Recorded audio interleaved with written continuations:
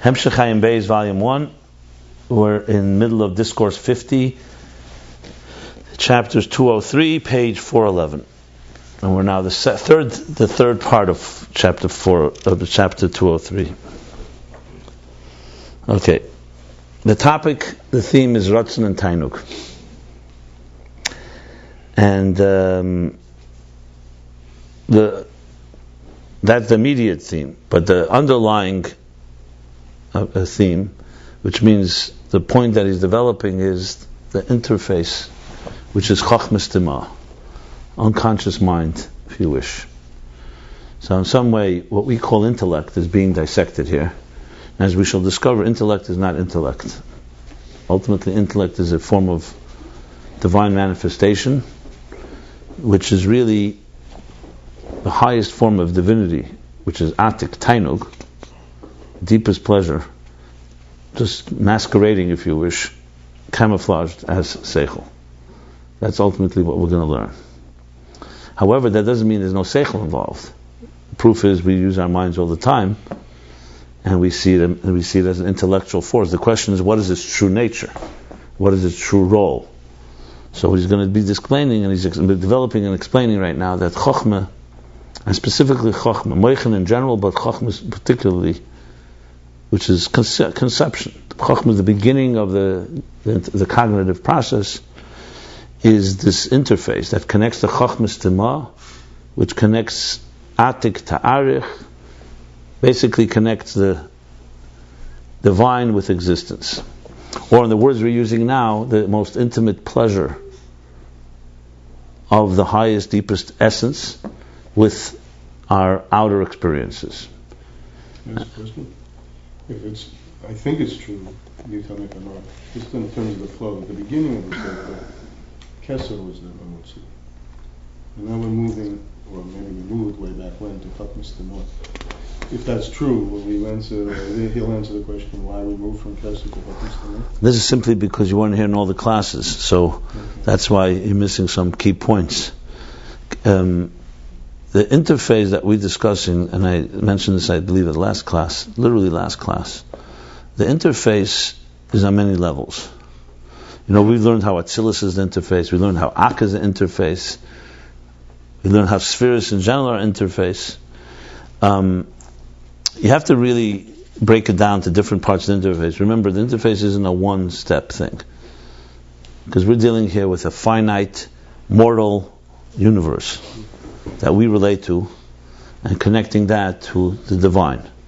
So you could imagine, like in any machine, tell me how many interfaces exist in any piece of engineering. Thousands, if not hundreds of thousands. How many different things are happening when you press the gas in a car? Just as an example. When you touch your iPhone. How many? Lots. Yeah. So you can imagine here is infinitely more. So interfaces are all over the place. We do a mitzvah. What does it trigger? A whole series of reactions. But obviously you can't talk about millions, so we have to talk about certain key ones.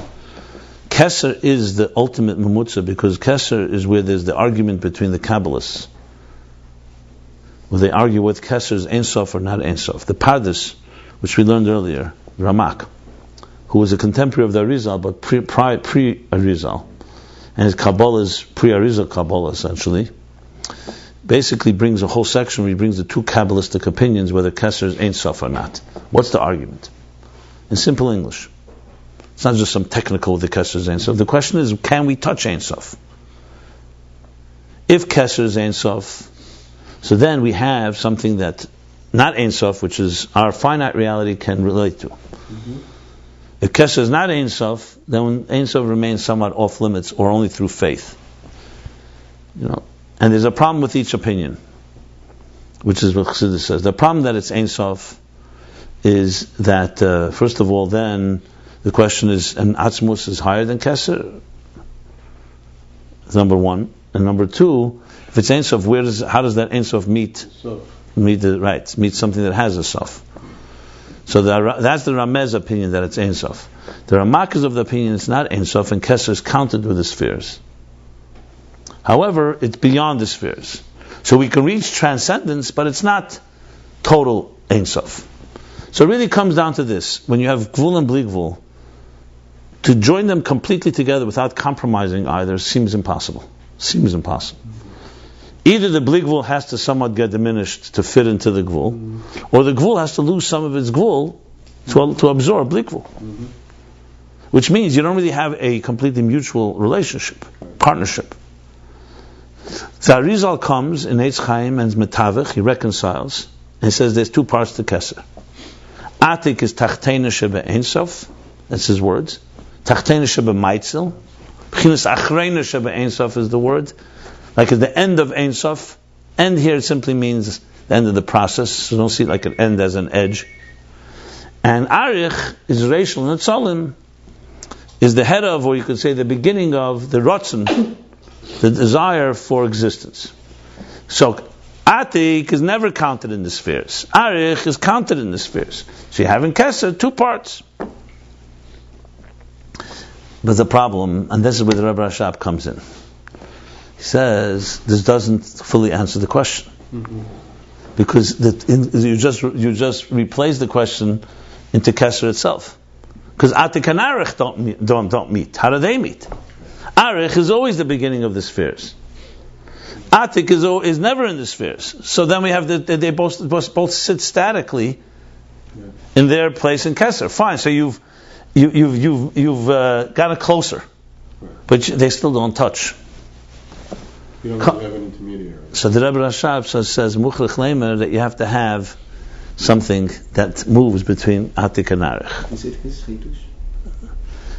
It looks like it's a Chiddush. It's probably the Mittler Rebbe, if I would guess correctly, or hinted to in the Alter Rebbe. I'm almost sure, but the Rebbe Rashab definitely is the one that spells it out. I haven't looked through all the sources. I'm in the middle of looking right now where exactly it comes from, the idea. But the Rebbe Rashab for sure elaborates. And his answer is you have to say it's Meichus Tima. So Meichus Tima is a level in Keser that basically moves from Atik to Arich. The Pnimius of Meichus Tima is rooted in Atik. And the Chetzenius of Meichus Tima travels through Arich. And so the answer is... Meichus Tima is not Pnimius of Chachma, it's Keser? Meichus Tima is in Keser. Is the root of Chachma, Geluya. So Chachma Geluya is the first of the 10 spheres. Chachma Tima is in the unconscious Keser. It's where Chachma is rooted in Keser. But where is it in Keser? The answer is, it's Atik, really, which will manifest in Arich, and then ultimately that becomes the source of Chachma Geluya. But when you say Macham Tzma and Chacham Tzma, it's using it interchangeably, right? He uses here mostly Meichus Tima.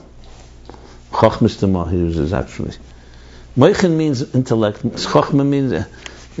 do not get hung up on that. First understand the idea before you get into it. Right now it's generally the same thing. Obviously you could also speak about Binas Tima, and you could talk about Das Tima. We learned already, mentioned Das Tima. Yeah. The Avira, the Avir, the space between the skull. So in the context of what we're learning here right now, so he began to explain this. He said first we have to understand Chachma. Now all this, just for the record, is in context of this whole Zohar that the Rebbe Rashab started explaining back in a while back. And here we go, the Zohar Pasha Balak, about Aleph and Pella. So that began. Where's that? There we go. Chapter 184. So if you really want, this is all part of the discussion from chapter 184. Briefly, the Havai L'Kei Ata, right? The Havai L'Kei Ata, Oida Shimcha. Then he says Ki Asisa Pella, Eitzes Merachik, Muna Eimen. So the point is that Aleph is the letters Pella, and the letters Aleph.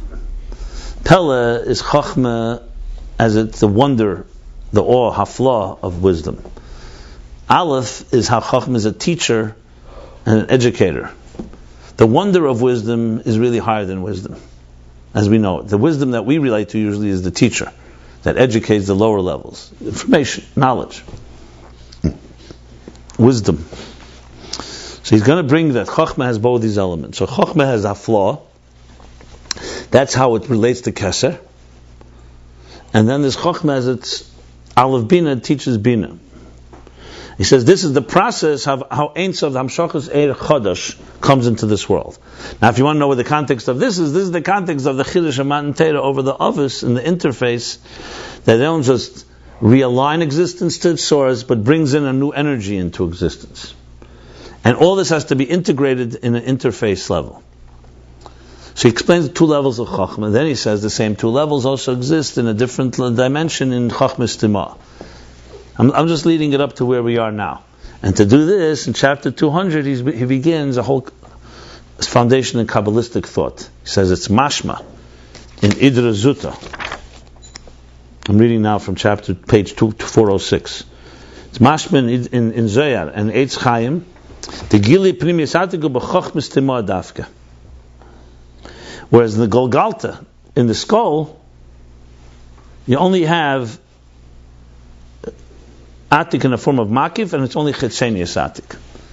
This is Kabbalistic terminology. What does it mean in Chassidische terminology? Atik is Tainug, Yechida. Arech is Rotzen, Chaya. Golgalta, the skull, is symbolic of Rotzen. It doesn't, Rotzen is just, I want something. The Golgalta does not have any Gili in it. It's just a desire. Tainug is above Golgalta, is like you can think of the crown above the head. And Moichin understands. Moichin appreciates. It's Pnimius. Rotzen would be a Makif, Moichin would be a Pnimi, and as we're learning, Atik is the Pnimi in the Makif, because it's pleasure. So then began a long discussion, what is the difference between Rotzen and Chochmah? Because remember, we're going back to the interface. Rotzen and Tainug, as we've learned, and we'll discuss now more at length, are really two forces of the etzem. The atzm is the kekeches. That the soul has two ways to express itself. One is tainug, which is essential inner contentment. He says it's fundamentally helam. Rotzen works exact opposite. Rotzen is a gili. Rotzen is a reach, a merutza. You're pining for something and you're reaching for it.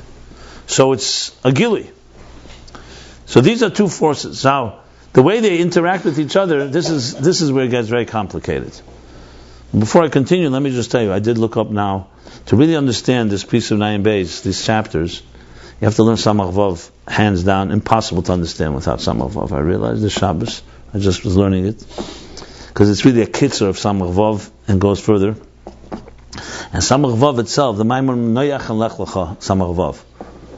The Maimon, Lech Lecha and Vayera. Lech Lecha is the Maimon Kiyadaitiv. Vayera Samach Vav. And Samach Vav itself is based on a Maimon from the Mittler Rebbe, said Purim Tovkuf Peivav, which would be 80 years before Samach Vav. The Maimon Tovkuf Peivav is founded based on the Alter Rebbe's Maimon Tovkuf Samach Hei. Just if you want the whole tracing of it. So Alter Rebbe said a Maimon Purim Tovkuf Samach Hei. Mittler Rebbe said a Maimer and then wrote it up. This is the Maimer. It's over, how many pages would I say? About a good, I'm in the middle of learning this Maimer. I haven't not finished it yet. Very complicated Maimer, to be very honest. But necessary. If you want to understand, you gotta, it's called B'voy L'fnei HaMelech. It goes from Tov Samach Hei, that's 465, through 516. 35, 45. It's around 50 pages. How does Rebbe Marash fit in? He sort of skips over one and he doesn't. I have to look if the Rebbe Marash probably has this. Sometimes it's not skipped. The Rebbe Marash may not have elaborated on this particular sugya. So this is called, let's call it the sugya, the concept of Rotzen and Tainuk. So I'm right in the middle of learning the Mittler Rebbe's Maimer because I want to really understand how he first writes it. And Samach Vav, then Ayin Beis, to really get it right. But let me just share what I've discovered so far.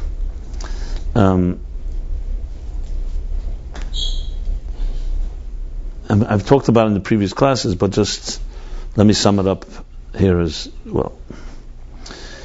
I use the example, I think to make it more palatable, let's start with an example from Elam Haza, so we can relate to all of this, then we can move up to the higher levels. The question I asked in the last class was the following. We're talking about relationship.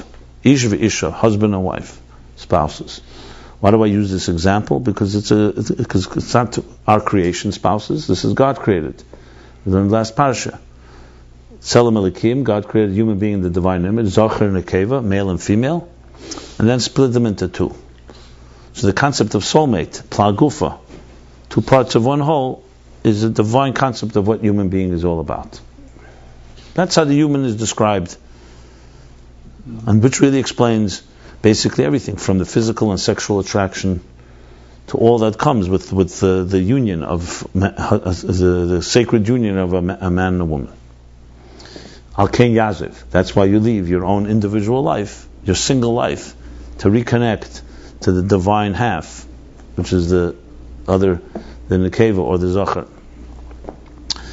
So the Rambam says that Shir HaShirim is a mashal, man and woman, the romance is a mashal, an example for God and soul in Israel. So definitely, this example is definitely an excellent example for anything we want to talk about in the relationship between God and us. That's why I'm using the example. Now, I'll be very straight. This example does not say in the Maimorim here. I was talking before about not bringing other things in. But I'm stating it as a disclaimer up front. It's not. But I see it as an example that works and can be applied from it. And my intention is just to make it more palatable. So the question really is, and this is a psychological question you could ask to anybody. If I wrote up this piece of Ayin Beis on paper in an article form for the public, I would start with this. I wouldn't start with God and people because it's too complicated. I would start, how deep can a good marriage really be? How deep is the union between a husband and a wife? Because you can make the argument, that's constantly made, that men are from Mars, women are from Venus. And people, the more you marry, the more you realize how you just don't get the other sex, as in gender, and it's just a mystery. And if you're a bittul dika person, you just embrace the mystique, as Betty Friedan called it, the feminine mystique. And for women, I guess maybe they're being more mature. Maybe know that originally that men are just cavemen in certain ways, and you just have to accept that that's how they're different. So you could say, even from a Chassidish point of view, maybe the union is based on bittul primarily. Now, I'm not talking about people who don't care for each other and they're not that loyal. I'm talking about even the best case scenario. But do I have to know, do two people need to be connected all the way through Chai, Yechida, all the way to their Tainug, their innermost self, or not? You can make the argument not necessarily. Well, being that Chassidus wants to have the interface to be complete, the argument would be no, it's all the way. The connection is all the way. So what does means all the way? Let's define a moment what that means. So in language of Chassidus, we say nefesh, ruach, neshama, chai, yechida. Simply put, nefesh is biological, ruach is emotional life, and neshama is intellectual, chai is transcendent, and yechida is that one, the core. Still not even the etzem neshama, but it's as close as it gets. In language of Chassidus, or Kabbalah, let's say, this is Atik, Arich, Chabad, Chagas, Nehim. So Nehi would be Nefesh, Chagas would be Ruach, Chabad would be Neshama, Chaya would be Arich, and Yechida would be Atik. Okay, that's just technical. What does it mean in Asis Chabad, Asis of Seichel? So the Keiches are our faculties. Yeah, no problem saying that two spouses connect on Chabad, Chagas, Nehi. Nehi would be more action oriented. They join together in building a home and a family. Chagas is their emotional connection.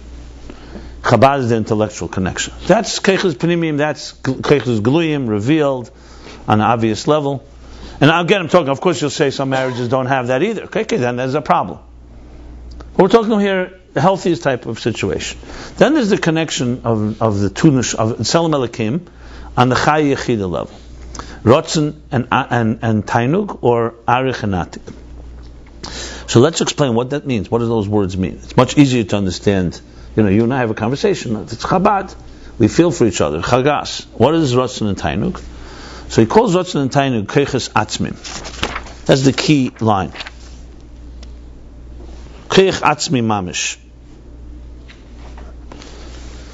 So we have to explain the word Koyches Atzmim. Now I'm summing up some of the things we learned already, some things I'm adding, because I'm just bringing also together things I learned, as I said in Samach Vav and Ayin Beis. But without these introductions, what I'm saying, by the way, so far is not even says in the Maimorim.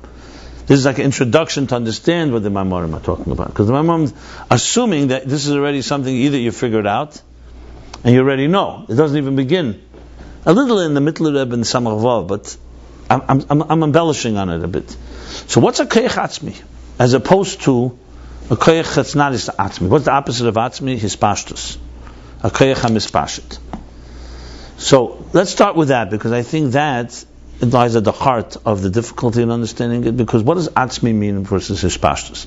So let me begin with, first of all, a very basic statement. We are not familiar with Atzmizdika things. We live in a world of Hispashtus. Let me explain what that means. That means we live in a world of projection. People are sending us messages. This is what they project. When you say someone's an Atzmi, what means someone's an Atzmi? Someone that is the real thing. We live in a false world. So I'm not talking about Hispashtus now. We're talking about Hispashtus that's emes. But let's talk about where we are. You and I, right here, people sitting at this table, people who live in this world. We live in a world of sheker. Everything is projection. Someone smiles to you. You know if they're smiling, what they mean and what's going on inside. People are backstabbing each other and so on. I'm not trying to paint here a necessarily negative picture, but I just want to paint the reality that we live in. We don't live in a world where what you see is what you get. The closest thing we have to Atzmi is a newborn child. That's you see what you get. There's no games, there's no nothing, there's no projections, there's no deceptions, there's no duality, there's no, what's the word I wanted, not duality. There's no duality, there's no duplicity. We live in a world of duplicity. Even if it was a world where everybody was saying the truth, it's still, we see the tip of the iceberg. So we see Hispashtus, we see Giluyim, we don't see Etzem. We don't see core archetypes, let me put it that way. We see their projection. Even, let's just talk I'll talk even more, and I'm speaking specifically very secular language right now. Intentionally, I hope you're alright with that. Right? You talk about today, someone just told me Shabbos, they're saying to me, look what's going on with the whole breakdown of marriage in America, and same sex, the whole distortion. They wanted my take on it. I said, frankly, it's not a matter of homosexuality in the gay world. Sexuality in general is messed up. Sexual identities. What is a man? What is a woman? You think heterosexual relationships are healthy today? Well, it's one big mess up. The whole thing is screwed up. What do I mean by that? Identities of who we are. Whenever I talk about men and women discussion, I always start off and I say, look, let's all remember that the man and woman that you see is the man and woman on the street. What society has shaped and history has shaped. The man and the woman in Torah, Adam and Chava, is an archetype that probably you're not going to find two people that are living up exactly the way God wanted a man to be and God wanted a woman to be. We have a lot of male hierarchy, we have a lot of domination, we have a lot of institutions built on human power, not built on reality. So if you really want to know what is a zocher, what is an nekeva, in a Torah, it's an archetype. It's a feminine personality and a masculine personality. It's not this man, this woman. And that's something most of us have no idea about. I'm trying to point out is that we know very little about core personalities. We know about projected personalities. Where do we learn about who we are? From our parents. What we picked up at home, in school, what society demands of us, for good or for bad. How much of how you see yourself is healthy, how much of how you see yourself is unhealthy? We don't even know. Because what do you compare it to? If someone can say, here's what the Torah says is a healthy man, here's what the Torah says is a healthy woman, and I don't mean a man and woman, I mean healthy human being, then you could say, okay, this is healthy, where do I stand? This is the whole point of Chassidus. You learn what is chesed like, and where is my chesed? What is gevura like, and here's my gevura. What I'm pointing out is that we live in a world of hispashtus. So the idea of atzmi is something that needs to be explained, because it's not common. So when you say a Chassidish Yid, you say, this is a pnimi. You've heard the expression, he's a pnimizdik person. And the atzmizdik person. What does that mean? So we know what a chitzon is, right? A chitzon. A chitzon is somebody that just is everything is external. They're putting on a show. So what do you say about a chitzon? Showman. Yeah. Now, chitzon, by the way, is not necessarily a liar. Chitzon doesn't always mean he's lying. It means he's a shallow person. He's basically, his life is about what others think of him. So he'll put on something that's not really who he is. What's a pnimi? A pnimi is someone, what you see is what you get. This is a person who you know. As a matter of fact, you may not even see it. He may be an unsung hero. So pnimi is like a person. You get to meet him. You see, a person is thought through, real. You could trust. He's not just doing it for show. He's not doing it this and so on. The guy that left, unfortunately, our fold, tells me he grew up in his home here, Chassidish home and all that. I asked him, what was the main? He says, my father's a chitzon. That was the main problem. He told me those words. The guy is, with him, you would see him, you wouldn't think he knows the word chitzon. He doesn't look the part. He says, my father's a chitzon. So I said, okay, good. So a lot of us have fathers a chitzon. We all have. I'm sure you also have it. That's enough reason. He says, yeah, but he thought that's pnimius. That was, that he didn't even realize that. And I mean, he didn't go into detail, but I imagine he must have heard, when a chitzon can hurt people around him, because it's all about... Kids pick up on it. Kids pick up on everything. MS. Kids are MS. MS are mentioned. I'll see right through it. The father's a chitzon. Especially if it's consistent. Look, I cop out. I don't judge people. I don't know what. A lot of factors that go into complications between parents and children. And I'm not pointing fingers here. I'm not blaming anybody. I'm not saying that was the reason. That's not the point. I'm just saying he's using the word. So yes, we live like that. Then you meet a pneumisdika person. They're less. What shall I say? They're more mu'atim. They're fewer and far in between, right? But you know what I'm talking about when I say it. I'm trying to find the right words. A pnimi is a person who, will not do something because others are like it. He'll stand up for something that even if it's emes, it's emes and that's it. Atzmi is even deeper than that. Chassidus. An atzmi, a Rebbe is compared. There was Chassidim also. There were atzmim. An atzmi is even deeper than pnimi. How do I explain atzmi? Pnimi would be, let's say, if you talked about Ur, Chechenis Ur would be the sun as it comes into, filtered all the way into your garbage pile. A pnimi would be the Ur as it's coming right out of the sun, so it's pure. Atzmi is the Ur in the sun itself. An atzmi is a person who is the real thing in the fullest possible way. But anyway, I'm not here to explain the difference between atzmi and pnimi. I just wanted to explain examples. We say keches, atzmi, keches. What is the real? Let's define it in simple English. What's the formula of a difference in atzmi and a mispashit? The difference is, I'm going to use the words that he uses. An atzmi means it's a reflection of the core of the identity of the entity you're talking about. And a mispashtus is an expression of it, or a reflection of it. So let's talk about, I've been using the example of an artist. It's a good example. Or another example, when you throw a stone, would you say that you are a stone thrower? Does that identify your personality? No, you'd say throwing a stone is one of the more, trivial and mundane things that a human being is capable of doing. Also, animals can throw stones. Even though you find some people who are, like master throwers, so it's an art, fine. So that reveals a little more of them. But hardly will anyone consider a compliment that is the identity. Your identity is you know how to throw a stone and shoot a target. It's a skill. Yeah. A baseball pitcher. It's a skill, at best. Then you go further. You say, okay, can you give me some things that you do that describe more who you are? So you say, well, I'm a good father. I'm a good husband. I have good friends. I'm loyal. Okay, so now you're talking about qualities that obviously more of us appreciate, and it becomes more. But also, does that capture who your essence is? Or that's part of who you are, and something that's very noble and beautiful? Obviously, it's more admirable than than aiming a stone somewhere. Then you talk about your wisdom. You're a teacher. You're intelligent. You're able to understand things. You're able to love. These are all beautiful stuff.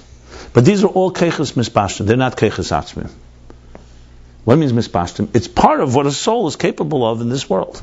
Again, this is not talking about it's not admirable or noble and beautiful. But what you don't have is let's put it this way. All this, the sum of the parts of all your faculties, is still not your etzem. It's parts of it. It's expressions of it, you would say.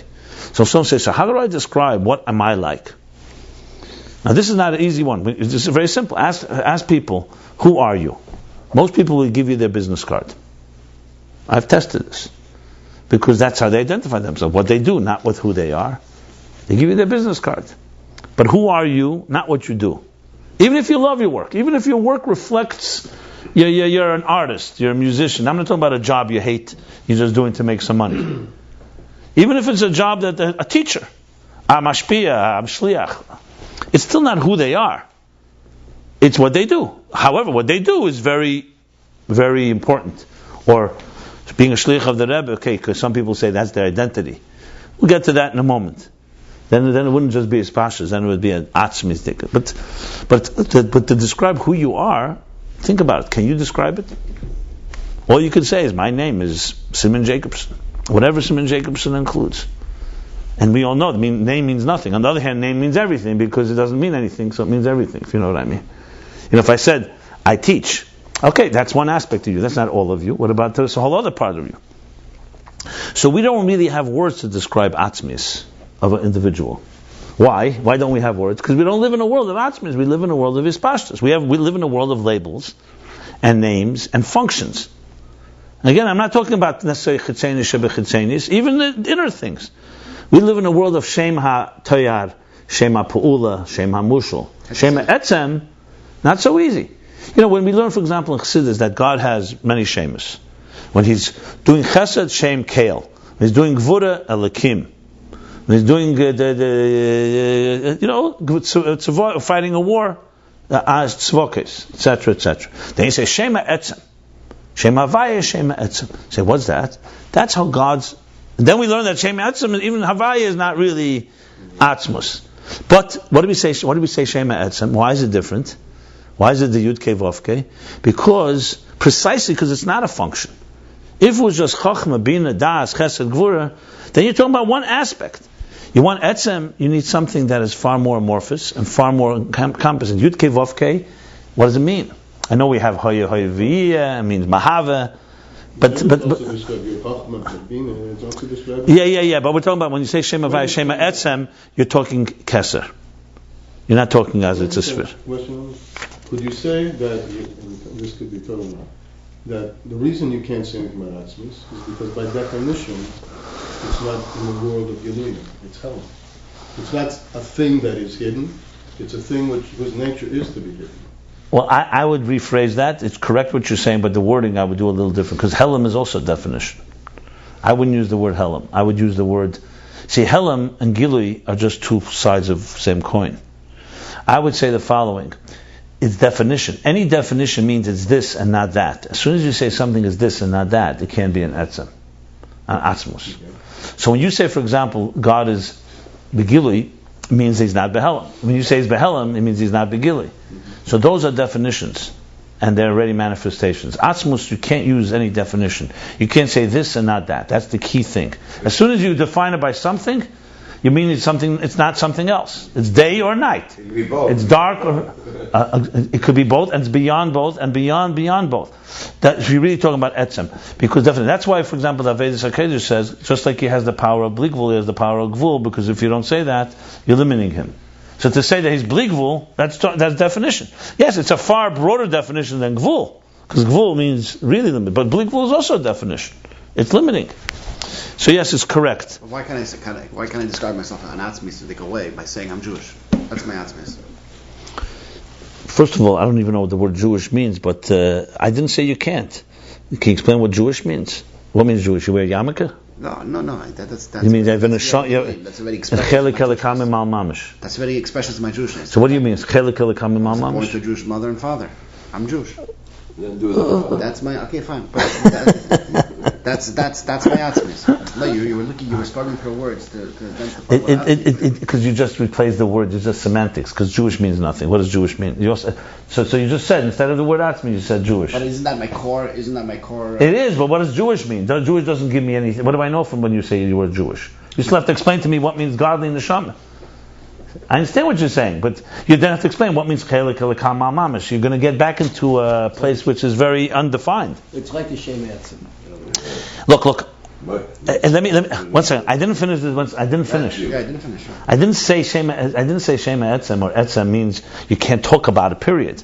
I'm just showing the difficulty in talking about it. Will give you a business card. They will. Everybody will. Right, but here he's saying you're Jewish. It means nothing. Jewish means to me nothing. It means you just found a nice word. Okay. So say, why don't you just say you're an atzmi? What do you have to say? You're Jewish. Say you're an atzmi. It means nothing. It's just saying a word. What does Jewish mean? You're trying to find the word. As soon as you define what it means, then it's just like a business card. I'm Jewish. This one's Christian. That's not atzmizdik necessarily. You could say it describes your atzmi. Can you find two Jews that will agree what the word Jewish means? That's the level of observance that they're arguing about, but the fact that they're both Jewish. Okay, so tell me, what does it mean that I'm Jewish? Explain to me. What does that mean? Okay, so then you're getting into an atzmizdik. So explain what alakah is. Okay, but that's your atzmis. Go to the Hayom. Fine. How does that resolve what we're discussing? It's the same. That's the hell answer. The best answer is go to Hayom. You know, that's that Hayom. What is that? You know. Right here, yeah. Look, the point is, no, you're not going to find a label for an atzmi because atzmi and label, the etzem defies labels. So if you want a label to simplify, you're not going to find one. Right, you're middle of your monologue now. I saw it more as an explanation rather than a monologue, frankly. But okay. So bottom line is. So how does I said that too. I know you said that too, but there were Chassidim that were. There were there with the Rabbeim called certain Chassidim Atzmi. Like who? There were names there. Rabbi Isaac. I mean, where I remember seeing by some. Usually, first a Rebbe. That doesn't mean that everybody has an etzem. The question is whether they are living their etzem. So everyone has an etzem. If they're living on that level. So Chassidus, Kabbalah Chassidus, when it starts talking about Keser, when you see the word Keser, or Atik Arich, you're talking about now the Atzmis HaNeshama, or the Atzmis of Elokus. So here we're talking now, so how do they translate to Keiches Atzmin? That's Rotzen and Tainug and Rotzen. So they're both not the Etzem HaNeshama, but they are worthy of being called Atzmizdika faculties. So whereas Chochmah through Malchus are Hispashtazdika or Giluyim Dika faculties revealed, Rotzen and Tainug. Now, I was just seeing a Sikha from the Rebbe, from Vayeshev Tavshin Lamed Zayin, and the Rebbe talks about this a bit, and says something very interesting, which helps understand all of this. The Rebbe says, God, Mitzad Hishlemus, didn't need a Rotzen, didn't need Tainug altogether. He says they didn't need Tainug, that's what he says. He could have just, I want, and that's it. In our world, naturally a person doesn't want something unless they have pleasure in it. Why would they want it otherwise? Which we'll soon discuss some more in detail. But by God, you don't need to Tainug. Now the Rebbe doesn't say it there, but you could say the same question. He doesn't need Rotzen either. God doesn't need anything. He wants something. It happens. You don't have to give it any title. Atzmus of Elokus is Shleimus of everything. So I don't even know the word want, but I have no other word to say it. But he wants something, it happens. He doesn't need the level called Rotzen or Tainug. So the Rebbe explains there, nevertheless, we say Nesava Kadosh Baruch Hu. We say Neshteikakus, Neshteikik, Shukov Amudei Sheish. Shekov Amudei Sheish. And the Rebbe explains why. The Rebbe says, I haven't seen it in my Morim discussed. So it's B'derech Hefsher, the Rebbe says. Maybe you could explain. Because God wanted Tachlis HaShleimus. So if you see Shleimus in this world is when you have also pleasure in something, not just you want it, you also derive pleasure. So that's why by God He also made it in a way that He has pleasure, doesn't just want things, He also has pleasure. Which of course in a way is like circular logic. He created the human being that way. But the fact is, basically the answer is, God created the world with seichel the way it is right now. Of course He could have created it differently, but because He created it this way, and there's an explanation that Tainug gives shleimus, so that reflects that shleimus also above. We don't know. You always say you could have pressed the button and made up something. No. But the fact is, as I said, they keep saying, some Tzaddik brings us from the Alter Rebbe, that he wanted, the spheres could have been different. But this is the way he wanted Seichel to be, so... No, I can't stand when you say that. Because you make it, it's like it's indeterministic, it's not true. This reflects exactly what God wants, it's not random. It's not like he could have suddenly wanted something. Wait, because he wanted this means in some way it reflects a real element of Atzmus. That's my point. Now, obviously, that doesn't define him, and it could have been a different way, but there's an element to it that's very true all the way. So, like, we'll never know Torah mitzvahs. Why Taryag mitzvahs, not 614, but you have to say that that must reflect God, the etzem in some way. Remember, God is not defined by the mitzvahs, is not defined by numbers, is not defined by non-numbers. So one of my point that I want to make here is that because God wanted this to be with a logical system, He didn't want just to jump from the etzem and neshama to chachma. He wanted there to be something that within our spirits we have some handle even to etzem. So He gave us two faculties called the Tainug and Ratzon. And they're completely qualitatively different than all the other faculties. So the best way to really appreciate it is think of a human being didn't have the concept of pleasure or desire. What would we be like? No, to eliminate from our lexicon words like this: contentment, satisfaction, pleasure, enjoyment. That means in depression. Other kinds of... One second. Things, all these words that I'm talking about. Tranquility, menucha, peace of, all that type of... What would make him move? One second.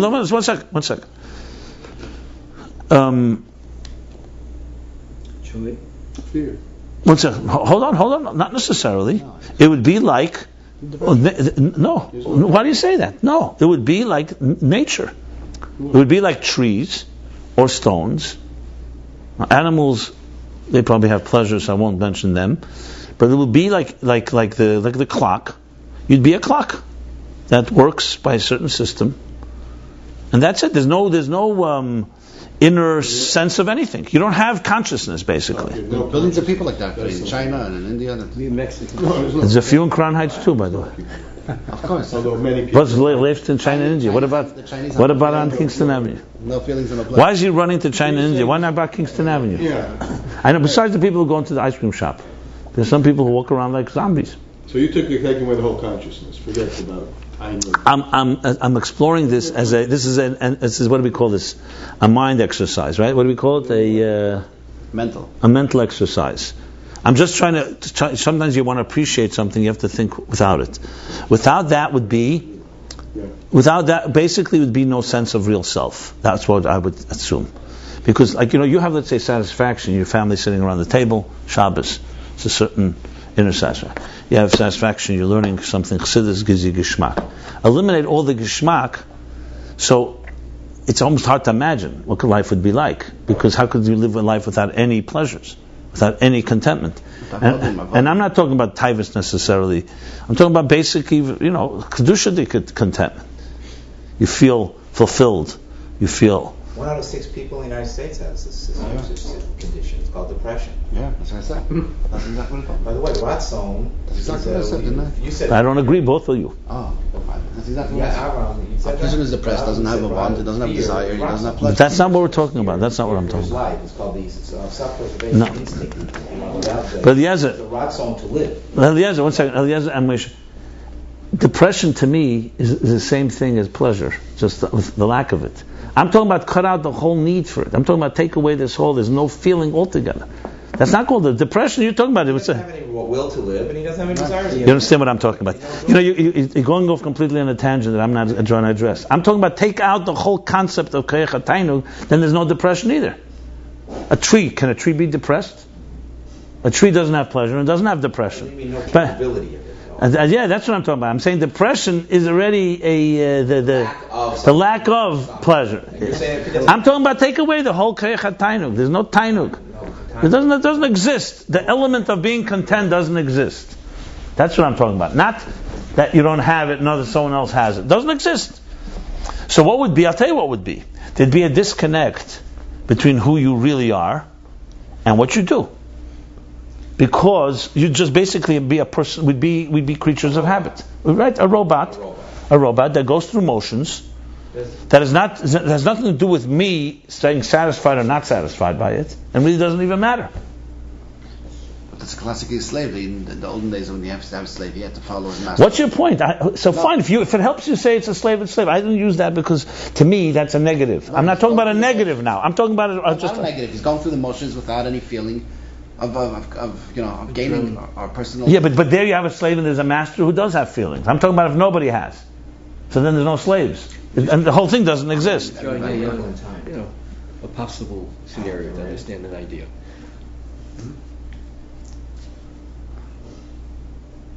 Look, for example, you could say the animal kingdom doesn't really have koyach tainug. I know they have pleasure when they eat something, because you can see that they are satisfied.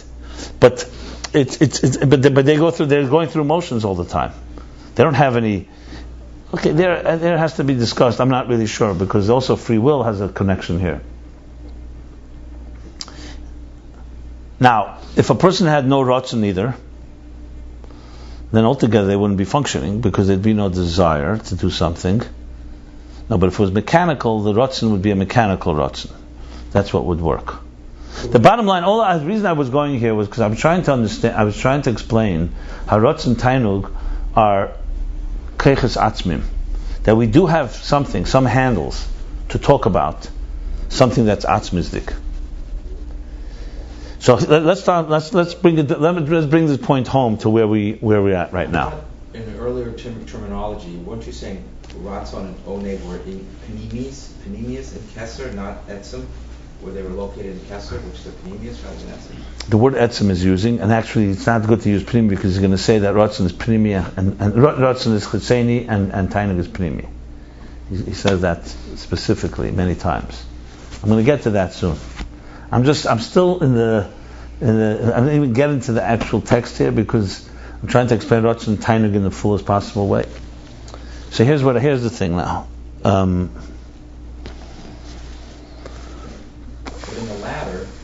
the ladder of moving up, trying to get up there, wouldn't it be better right now to try to get a handle on kochos panemius before jumping right to these? Chachma through malchus is kochos panemius. I don't know what you mean by pnimi. Pnimi means integrated, internalized faculties. Keser is makif. So in the context that we're speaking, would be etzem and hispashtus would be keser, makif is etzem, and hispashtus, geluyim, pnimi is the 10 spheres. That's how the expression would be used. You mean before what I said before, chitz and pnimi? When you sled out this whole structure. Yeah, well remember, and then I moved to atzmi. Right. We're talking atzmi right now. Let's put it this way: in Chachma through Malchus, they're keches pnimim. They're called internal faculties. So let's not confuse that. Yeah, we're not talking about. But they are essentially expressions, projections. They're not reflective of the etzem and neshama.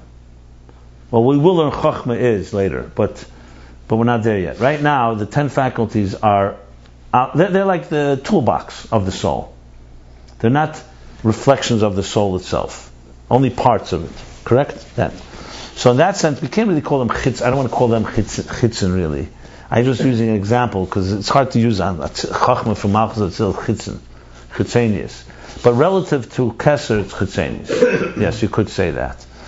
If you're talking about pnimius like that, then keser would be pnimius. That's what okay, but the whole structure. Yeah, I understand. But I'd rather use the word atzmi more, because we're soon going to be speaking in the keser itself, chitzenius and pnimius. You'll soon see. That's why I'm sticking to the word atzmi more. But what you're saying is correct. Yes, compared to the faculties, that would be more pnimius. But even better, more atzmis. That's really the better word. That's the word he uses. They're keich atzmi mamish, ratzon and tainug. So now, one second. Now here's the story. So now let's apply this to a world, our external world. Now that we're introducing to this shallow, superficial world, the concept of atzmizdika things, let's apply it. So I'm going to apply it right now. A person, we know that people are driven to, a human being wants to live in a home, doesn't want to live in the street. Right? Not only that, we want to own our homes. We want to have a place in this world that we can call our own. The Gemara calls this as Ein Adam B'loi Karka, or Ein Adam B'loi Bayis. So the same Gemara in Yevamos that says Ein Adam B'loi Isha. So just like there's an inherent need to have a wife, a spouse, there's an inherent need to have a home. Rabbi Yosef Engel actually discusses this at length. Are they the same thing, different? Because sometimes it says Ishtu Zibesi. But basically two inherent human needs. Neglital? Huh? Or Neglital? No, in Beisa Eitzer, I think. Maybe there too. In Beisa Eitzer for sure. So you discuss it. So you have two innate needs. And this is across the board. Jew and non-Jew, everybody on earth. Chassidus explains why do we have this innate need? Because it's rooted in the atzmizdik desire of God to have a home in this world. The Savakash Baruch Hu is Ledir B'Tachtena. So one of the atzmizdik needs of a human being is to have a corner of this world that they call their own, and that they transform into a mishkan, into a Beis Hamikdash, into whatever. You know. A spouse would be the same thing. The Rebbe shows the Bnei Yisrael. Yeah. The same thing with a spouse. They're not just, in other words, they're not incidental needs. They're not survival needs. Now some people say, shelter, you need shelter. You need food, you need drink. No. This is deeper than just the need for shelter. A home. Because the need for food and drink, we don't say is atzmizdik. Food and drink is necessary for survival. According to Kabbalah, Chassidus, you elevate the sparks in food and drink and you go to higher places, fine. But it doesn't say the same thing. It doesn't say, Ein Adam B'loi Lechem. Obviously, you can't live without food. That's not what we're talking. We're not talking about survival. We're talking about some core spiritual need. Okay. So now, once you see somebody going and working hard to save money, to build a home, and then they invest in making a home that they like and the way exactly this way. As the Rebbe explains, the Rebbe, there's a Sikha Chayim Mushka, the Chav Bei Shvat Sikha, the Rebbe speaks about a Chayim Mushka is not just a dira. A deer, you could have a home and just have basic necessities. It's chayim mushka, it's chayis and beauty in the home. So all that's also relevant. That should be a beautiful home. It says, a beautiful home expands the mind of a person. This is Alpitera. Why? Because it's all connected to his soul. Why is it expanded? Because it makes you feel more who you are. Yeah. And the Eibishter's spouse is Knesset Yisrael. Yeah, so the same idea, right? So Chassidus says, so basically based on this idea, we'll say, you know what? When you see someone building a home, there's two things going on. What you see is the building of the home is the actualization. What's going on, his tainug, atzmi, is being fulfilled. That's the thing. So there's a tainug atzmi in Adira. So if you didn't know there was tainug, you'd say, okay, the person wants a home. It's a nice thing, you want to have a home. No, it's actually a reflection of something atzmizdik in us, which is a reflection of something atzmizdik in God, that of course He imparted within us. So you have now, something, there's some core needs in our lives. Core. Now obviously you could build a home and be, God forbid, use the home for all kinds of negative things. That's already bchira. But the point of building a home is to build an environment, like the Rebbe says, a bayis, Beis Chabad, a bayis molas fam, a home that someone comes into, Beis Vad L'Chachamim, a place that's a living example of what God wants a home to look like. The children, the learning, the Kedusha, the Shabbos, right? So the home becomes a microcosm of the dir b'tachtenim of the whole world that you want to create. So here, what do you have here? You have here no longer just hispastus and survival and external. You have a tainug atzmi within the soul is being fulfilled. This doesn't necessarily mean we understand it all. We understand exactly this tainug. We don't necessarily understand it, but we can relate it because every one of us has contentment. When we use so now the question is, what is the difference between tainug and ratzon? Tainug and ratzon. So tainug, he explained. And I'm just summing up what we've learned in the last two chapters. Tainug is is a state of being. We've said it's a noun, where ratzon would be a verb. Or we came up with maybe more specifically, tainug would be an intransient verb, I am. And rotzen would be a transient verb, I am doing something. So he explained that both are atzmizdik. Let's go to the example of building the home again. It's an example I'm using, I just want to qualify again, it's not an example that he brings here. He actually doesn't even bring he brings a few examples which I'll refer to in a moment. The examples that Rebbe Rashab does bring is a parent and a child, and same as God and the Shamas. That's an unconditional desire, which I'll talk about in a moment. So let's say, going back to building the home. Building the home needs two things. There's the inner soul that wants it, the inner tainug wants it, desires it, has pleasure from it, because Shleimus Adam is to have a dira, just like Shleimus of Nesava Kadosh Baruch Hu. So there's a contentment in that regard. But that's about you. That's about you feeling satisfied, or content, or pleasure from that. But that's not enough. You need to reach for it. Because in this world, you're not going to get a home just because you feel inside satisfaction. You can sit in your own environment and dream about the dream home you want to have. It's not going to happen because of that. If you didn't have a rotzen, you wouldn't have the tool to reach for it. So what does rotzen mean? Rotzen means my inner state of contentment has translated now into an action.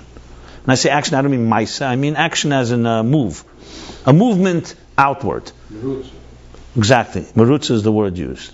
So a movement outward, what's the movement? You get on the phone and you call an architect.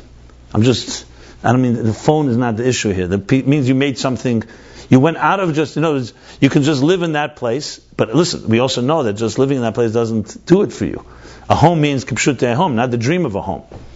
So rotzen is the etzem hanefesh, the keich atzmi that's going and reaching for something. Whatever that reaching is. And that's what he elaborates at length between the two different faculties now. Now, the words are very precise here. Sometimes he says here that they're really both atzmi. Sometimes he says that they're two faculties. It sounds to me like it's one thing that's like he calls it l'pamim mischalfim zeh b'zeh. Mischalfim zeh b'zeh. And here's where it gets much more complicated. I'm now really addressing what he says here specifically. But you see, if I had not given this half-hour introduction now, I don't think we could even begin to talk. 1 hour introduction? No, just about rotzen and tainug? 1 hour? Fine, so be it. I have no problem. I talk about it for 5 hours if we need to be. No, because without it, you can't understand what he's talking about. That's what I'm realizing. I'm reading. So now he says rotzen and tainug. Now he goes to the whole thing is, which comes first? Which is more powerful? And this is where it gets this is where you really need to go back to the Mittler Rebbe and Samach Vov. Which is more powerful, So the interesting thing is, the first thing he begins with is that we find, and I saw the Sikha from Vayeshev that I mentioned before, they asked the Rebbe a question on a Farbrengen of Yutas Kislev. Bottom line, the Rebbe has made it very clear. He says, there's no such thing as rotzen without tainug. Why would you want something if you have no pleasure from it? And Samach Vov, he begins the same way. He says, everything begins with pleasure. Since you have some pleasure, that's why. Why would you go want to build a house if there's nothing that it's doing for you? Just like that, with eingeakshent, just stubbornness. You just decided you want something. And he goes into the whole thing how tainug is the real atzmi, and rotzen is an extension of tainug. Tainug, in other words, translates into a desire to go do it. Okay? But then he says, "Ulapamim." Sometimes you find the opposite. That it begins with a desire, and the desire creates a pleasure. And he gives the example of parent. A parent has a connection with a child, has nothing to do with desire, with pleasure. For haraya, your child may not give you any pleasure. And he brings even here, he says, and Rahman al-Islam, he may even actually cause you aggravation. And still the rotzen for your child is still there. So you see, rotzen is deeper than tainug. Or, let's put it this way, precedes tainug. Yes, you'd like your rotzen to also have pleasure. You also want to have pleasure with your child. But the rotzen seems to be mushrish in the etzem hanefesh, your desire for your child. And it's not contingent on pleasure. So seemingly, we have two paths here. It's going to be reconciled. 1 second. But there's seemingly two paths here. And then he says the following. But then he asks the question, but how does that work then? Ein l'mayla me'enig. There's nothing higher than enig. If there's a Ratzon that's deeper than Ratzon is higher than Einig. That's the question that he presents. This is in Samach Vav, the Mittler Rebbe here, he hints to it. So then he goes into discussing and he says that in truth is that Tainug is the strongest force. Ein l'mayla me'einig, you say, you don't say ein l'mayla me'ratzon. But then you say ein l'chadavar ha'emed b'fnei ha'ratzon. Nothing can withstand your desire. You don't say that by Tainug. You don't say ein l'chadavar ha'emed b'fnei ha'tainug. So you see, the difference between Ratzon and Tainug is going to be deeper. But Ratzon is more powerful. And what's the point? Because Tainug is not a force. Tainug is a state of being. As a state of being, it is the highest, it's the root of everything. But as a force, Ratzon is a much more powerful force. So in the world of Atzmi, Ratzon is Chitzenius. And Tainug is Pnimius. But Ratzon in that world is more powerful than Tainug. Because Ratzon is an active state. And he brings the proof. You see that Ratzon can change Tainug and Tainug can't change Ratzon. He brings two ways to explain that. How does Ratzon change Tainug? Tainug cannot cause, he says, Tainug, how much pleasure cannot cause someone who doesn't want something to want something. And can't cause someone to not, who wants something to not want it. And the two examples he gives is first Seichel. A person who's a fundamental intellectual, who loves intelligence, and has great pleasure from intelligent ideas, he says if he decides that he doesn't want to hear any intelligence outside of Torah and Kedusha, whether it's science or mathematics or refuah or astronomy, doesn't matter how much pleasure there is there. And there's great pleasure. And he's a person who has pleasure. So it means he fundamentally would have pleasure, but he decided he doesn't want to study anything that's not Torah, so the Tainug, you see, doesn't change his desire. His Ratzon. Desire, is Ratzon here. That's the first example. Then he goes example the other way around. That a Jew, even a Kal Shabakalim, someone who's completely, what he says, mushka, he's completely absorbed, consumed with the pleasures of this world. His desire, his ultimate desire for God does not disappear. Mayim Rabim he brings. All these mighty waters do not extinguish the love. And he brings, and he see, by times at Simcha, or other times you'll see that he will express his essential connection to God. All these Tainugim Elam Haz have distracted him and have seduced him. It doesn't matter.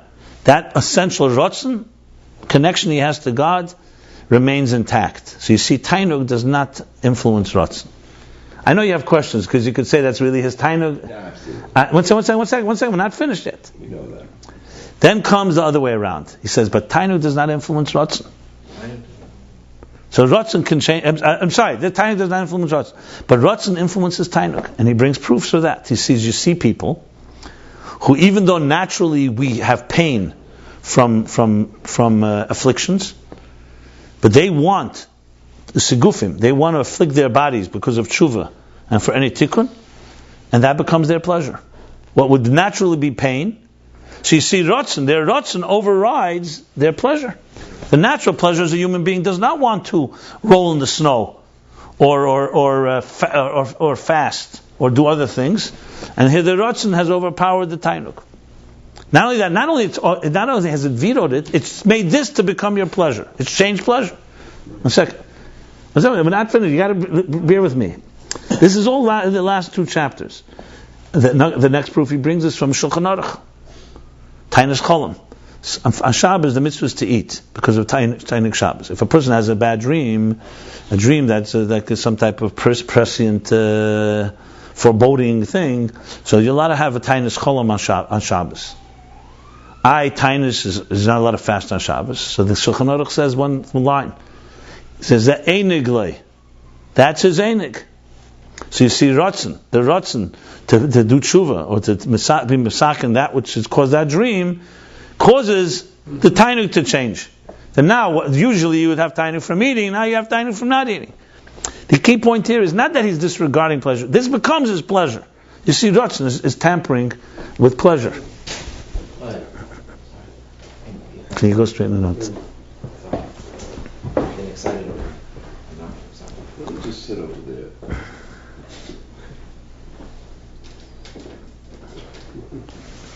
Okay. But now this creates a pressing question that he asks, and this is where he asks in the last chapter. He says, I should add one more thing now. This is a very important piece. So I didn't realize when we learned the last chapter. That's what I'm going over. He gives another example. Tzaddikim who despise evil. And then he brings, one second, let me see how he says it here. Yeah. So I looked at Samach Vav. Samach Vav is a whole interesting thing. He says, a tzaddik that despises evil, you can say, that's not the Ratzon overriding his pleasure, because his tainug is in Kedusha. A Baal Tshuva who despises evil, there you see Ratzon as overpowered pleasure. Because you see, a tzaddik never had pleasure in other negative things. So basically his pleasure is Kedusha, he doesn't know about any other pleasure. So you can't bring from that, here he does bring it as a proof, but in Samach Vav he elaborates it clearly that a tzaddik is not a complete proof. Even though he says that tzaddik it could also be the idea, but you can't prove it. Baal Tshuva, who had pleasure in Elam Hazeh, and then he goes away from it, there you see Ratzon overpowered Tainug, because he didn't go away because suddenly he loved Kedusha, and now pleasure is in Kedusha. He may come to that, and may be an unconscious force inside. He came through it because he ultimately decided, and his Ratzon overpowered his Tainug. That's what he says. Unbelievable word. Says in Samach Vav specifically. Got to talk about it more. But 1 second. Because you could argue, like we always say, you know why Baal Tshuva became Baal Tshuva? Because his real Tainug is really godliness. He didn't know that. Now he knows it. But the process, it didn't work that way. In my process.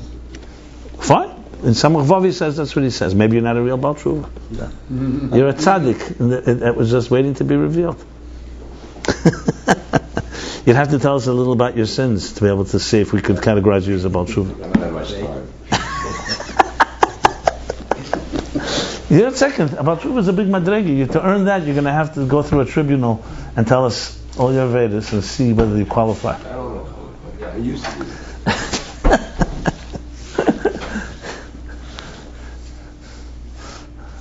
Like someone was on my shver's table. The talking said, "You're looking for a shidduch?" Yeah, I don't want a Baal Tshuva. The guy said. So my shver says to him, "Okay, so you only have one other option: a Baal Aveda." What's your other option? What's the third option, right?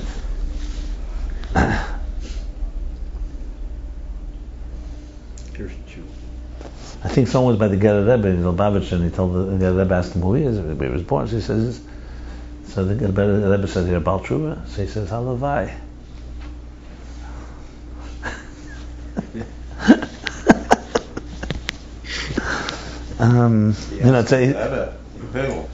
He asked the Rebbe? No, the Gerer Rebbe asked him, "Who are you?" So he said this, and so the Gerer Rebbe said, "Oh, it's a Baal Tshuva." So he said, "Halavai."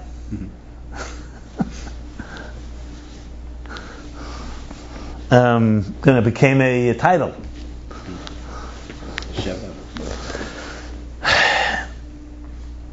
Okay, so now comes the question. FFB means fake from birth. Fake from birth. There's some use more expletive words on that.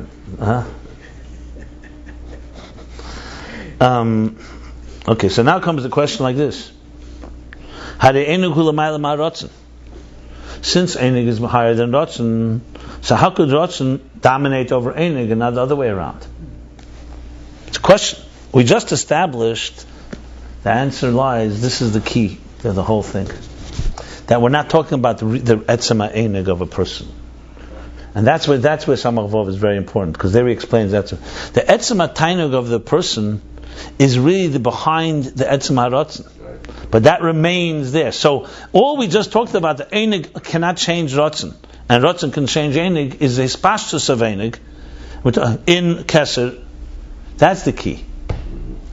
So basically it works like this. So Ratzon is very powerful, but Ratzon doesn't touch Etzema Einig. Etzema Einig is in its own domain. It's in the concealed inner dimension of a person. Every Einig, by the way. Whether it's a pleasure from something or the pleasure of your own being. Those are just levels of Einig. But Einig is fundamentally, I am. It's about me and my contentment. So the word goes like this. So the Rebbe says something very, I'll tell you the Rebbe's Vayeshev Lamed Zayin, a very interesting word that's made it, but I'll tell you in a second. So in other words, so we have this word, so the pshat is like this then. The Rotzen,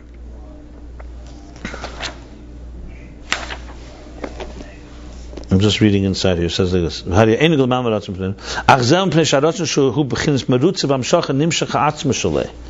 Because Rotzen has in it two parts to it. It is coming from the Etzem, because it's a Keich Atzmi.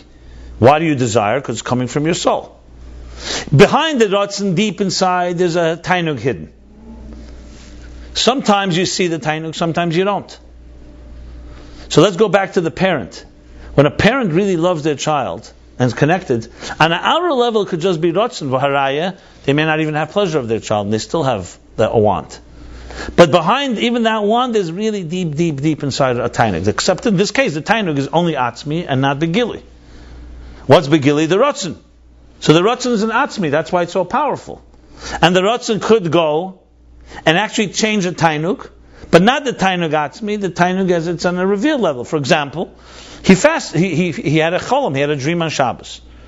So what does the Ratzon do? The Ratzon goes and says, you know what, the manifestation of the pleasure is not through food now, it's going to be through fasting. But here he doesn't distinguish between Tainug Atzmi. I know. It would seem like Tainug itself is... He hints to it. Yeah, but if you look, he'll say, look, right. The Ha'ara. But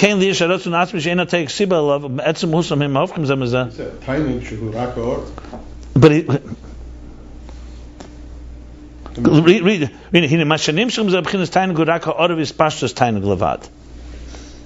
One second, but then the parentheses qualifies it. Look at the last parenthesis. Right at the end of the chapter.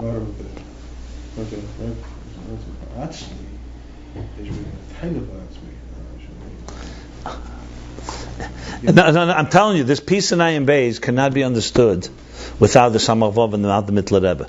That's why I'm elaborating that I didn't say some of this what I said. The parentheses is a very critical one. I'll explain in a moment. Because one second, let me just finish the point here. So what do we have now? So Ratzon can come. In other words, let's be more specific.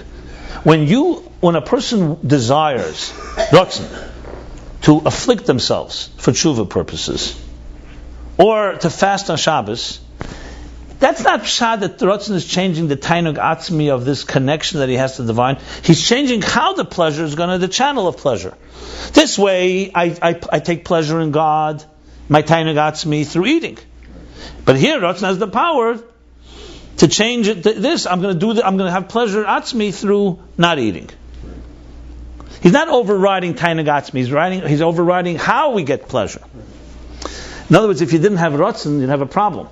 Because what would you do to fix a mistake? Let's say a person has Tainug Atzmi. Now comes he had a fast and he has to fix tshuva. Without Ratzon, he has no ability to change how he's deriving pleasure. That's what's going on here. And the other way around, one second, the other way around is also correct. Tainug cannot change Ratzon. Because Tainug Atzmi functions on the inner level. It doesn't function where Ratzon functions.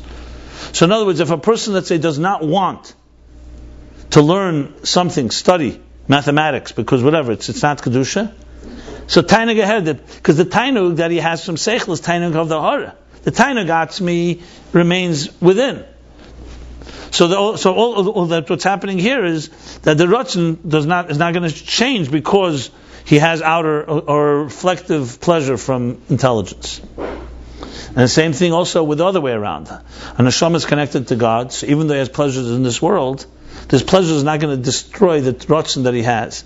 In truth, is that Ratzon has within a Tainug Atzmi within it. That he doesn't say. I wish he said it. But in Samach Vav he does say it, and in Mitler Rebbe he says it. That's the missing piece that was not mentioned. Now comes the last parenthesis, and we'll understand it.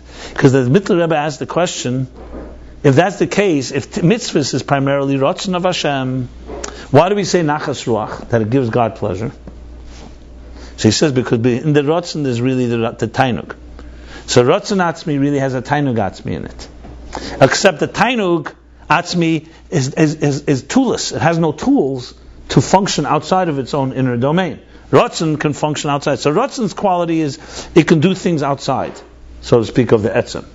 It can fix things. Whereas Tainug can't. Here would be an example. Let's say the king has this pleasure of building the palace. I said, we have the inner pleasure and contentment of building a home. You hire an architect, the architect starts building, and you come and say, hey, I don't like it.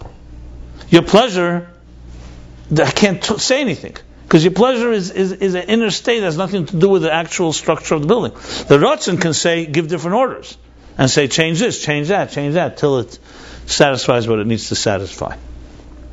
Basically, Ratzon and Tainug are two tools of the Etzem HaNefesh. That's the bottom line. One is a Chetzenis, one is a Pnimis, but one is very powerful and can change things. The other is more of a state of being, can't change things, but it's the inner driving force behind everything. It ends up coming, you know what ends up happening? Tainug Atzmi is the inner force, but Ratzon is the one that manipulates. You can actually call Kesser Etzem HaNefesh, and this is two sides of the same force. Exactly correct. That's exactly correct. That's exactly the ultimate explanation.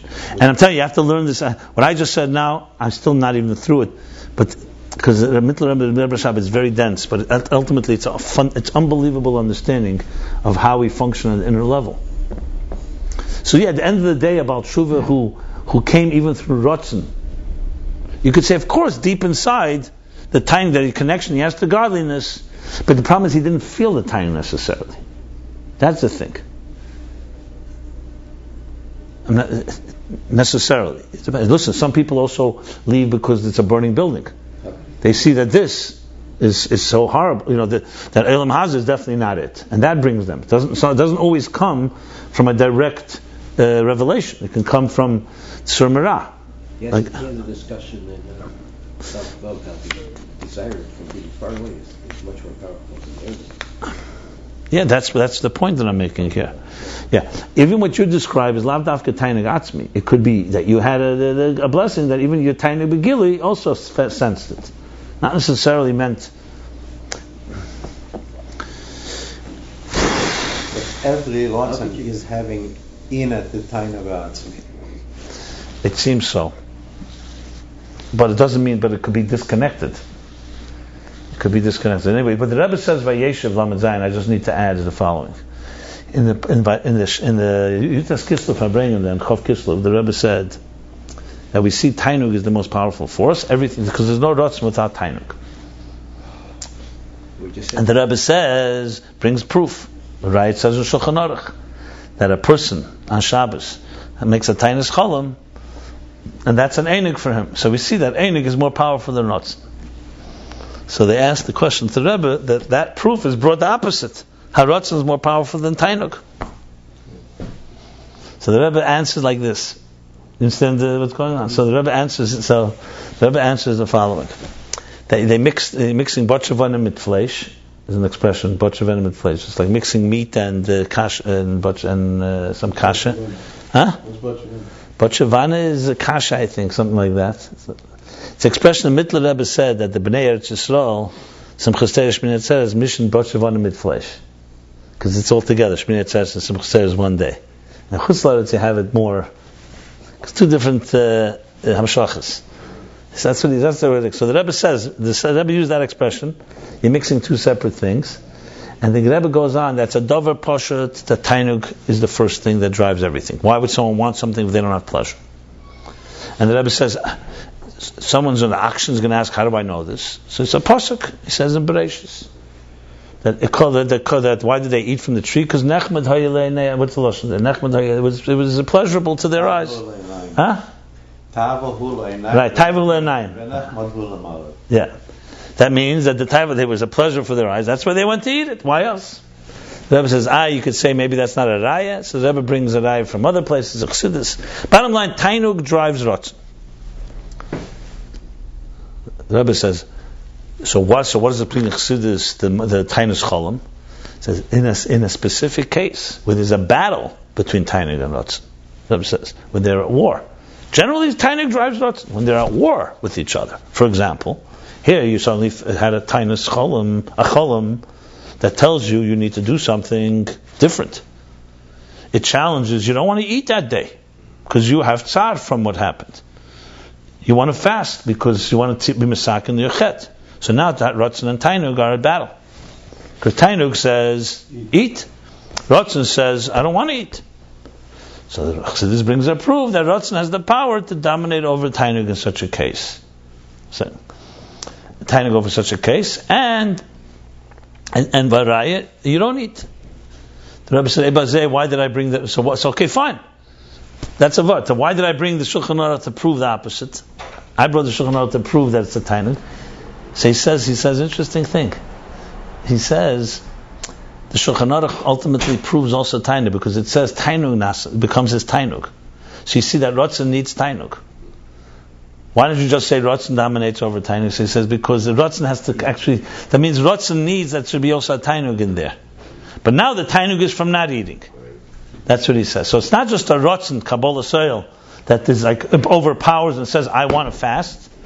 Ratzon, the Rebbe learns the Shulchan Aruch that Ratzon also needs a Tainug. So I see from that Sikha that the Tainug Atzmi is still there. It's just a different way that you're getting to the Tainug Atzmi. It informs Tainug. So in other words, you have Tainug, like in other words, it would work like this. Tainug Atzmi is here. In usual cases, Tainug Atzmi is reflected in Ratzon Atzmi. It's a disconnect. But then what happens if something disconnects? Let's say in your life something went wrong. Let's say like we said with the child. In a regular situation, your inner pleasure for your child and your desire for your child, your Ratzon, is the same thing. However, what happens if the child is doing something that doesn't give you pleasure? So there's a disconnect. Not that this Tainug Atzmi is disconnected. In a revealed way, you don't see Tainug. Right, of the Gili. So you need another way to connect. So the Ratzon keeps you connected. That's beautiful. Because if the Ratzon didn't exist, and you don't have Gili Dika Tainug, you have a disconnect completely. So the Ratzon maintains a relationship even though you're not enjoying. Unbelievable. I'm blown away from that. That's Mededik. Says that in the Sikha? Yeah. It's almost Papash's Pshad in this Mamon. No, in other words, Ratzon saves the situation. Because if you lost Tainug, if your child gave you aggravation, you could, you say, listen, I'm sure I have a connection with him, but I don't feel anything, and I don't want to be around him. But the Ratzon remains. The Ratzon remains, even though the Ratzon doesn't have tam and any geschmack, but he's still my child. If you didn't have Ratzon, the flack of Tainug would create a cutoff. Even though, yes, in core you're still connected, but you wouldn't have any Gili Dika connections. Ratzon maintain because there's no Ratzon. The Tainug itself. No, because there's no Tainug anymore. The guy, he's causing you aggravation. Tainug Atzmi is an inner thing inside of you. It doesn't have any relationship with anything outside of you. That's the point. Ratzon is Merutza. Because the Ratzon maintains the spark of the Tainug Atzmi. That's the point. You have to say that. It's unbelievable vort. This is good. This is very deep psychological. Understand? Because Ratzon is, in other words, holding on to the Tainug Atzmi in some manifest way. Where Tainug Atzmi alone is completely an inner, it's only you alone. Tainug Atzmi is only completely on your inside level. That's what he said, it's a Helam. Tainug Atzmi has no expression. It's a state of being. It's a state of being. Well, you don't understand? Fine. No. In this example that you said now with the child. It's a beautiful, it's excellent. The Tainug Atzmi. You don't know what Tainug Atzmi. Tainug Atzmi doesn't know it's a state of being. It knows nothing. Tainug Atzmi does not have any expression. Tainug Atzmi is simply you, I am. That's all it is. That's all it can do. If there's no expression, there's no connection. Ratzon is you're missing the whole point difference between Ratzon and Tainug. Ratzon is a merutza, is a state, is a reach. Tainug is a state of contentment. If there's no revealed contentment, there's no inner contentment, because there's nowhere to express it. Ratzon allows you still to have an expression, because Ratzon can override the chesenius of the Tainug, the ha'ara that is now not pleasant. Just like with the fasting, what happens with the fasting? When you fast on Shabbos, Tainug Chom, doesn't mean you're not connected to God and Tainug Atzmi. The Tainug Atzmi has now taken a shape through the fasting. But if you didn't fast, you would have aggravation, you wouldn't be able to eat. So the Tainug Goli, that usually Shabbos is through Einik Shabbos through eating, doesn't work for you. So the Ratzon basically is allowing you to reconnect to the Tainug, which ultimately reconnects to Tainug Atzmi, and next Shabbos you'll have a good meal. Doesn't say that here, but that's the point. What would happen? Verstehst? Tremendous. Does everybody get it? I mean, I could elaborate more. Oh yeah, go ahead. No, It's very, very, this is heavy stuff. This is mind-blowing. Rebbe Rashab is a giant, Mendel.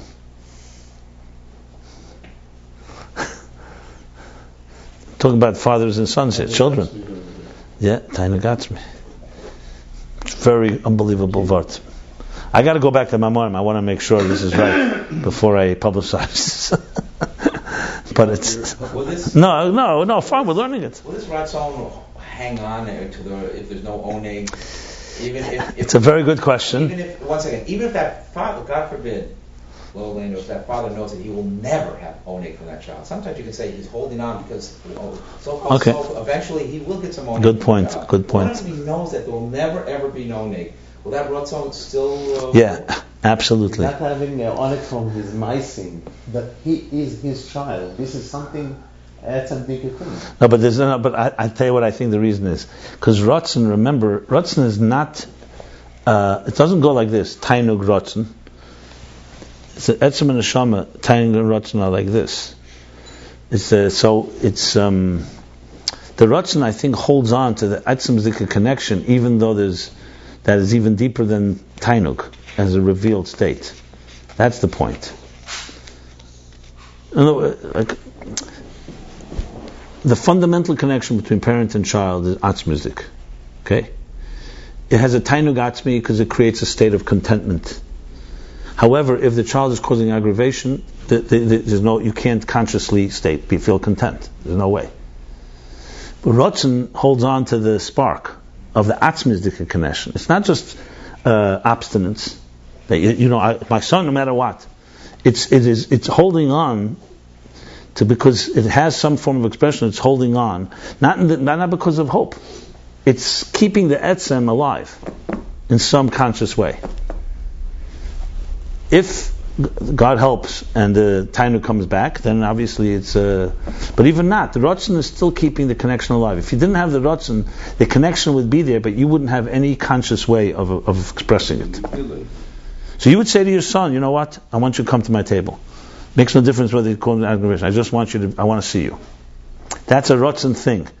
The reason is really because the etzem is connected. And really there is somewhere tainug. With or without you. Right. But if, that's what it says, you're my children, if you do it or you don't do it, you're still my child, no matter what. So I think it's not, that's the point here. This is not a matter of akshonis, that you're just obstinate. It's holding on to the connection. It's almost like, my sense of it is, it's like, the concept of hypothermia, when they used to find children used to fall beneath the ice, God forbid. And hypothermia is a state where the body goes into such shock that it closes, all life support, all vital organs stop functioning. And they used to think the child was dead. Until they realized the body is going into motion to just save, preserve, so it goes into this almost comatose state, like anesthesia somewhat.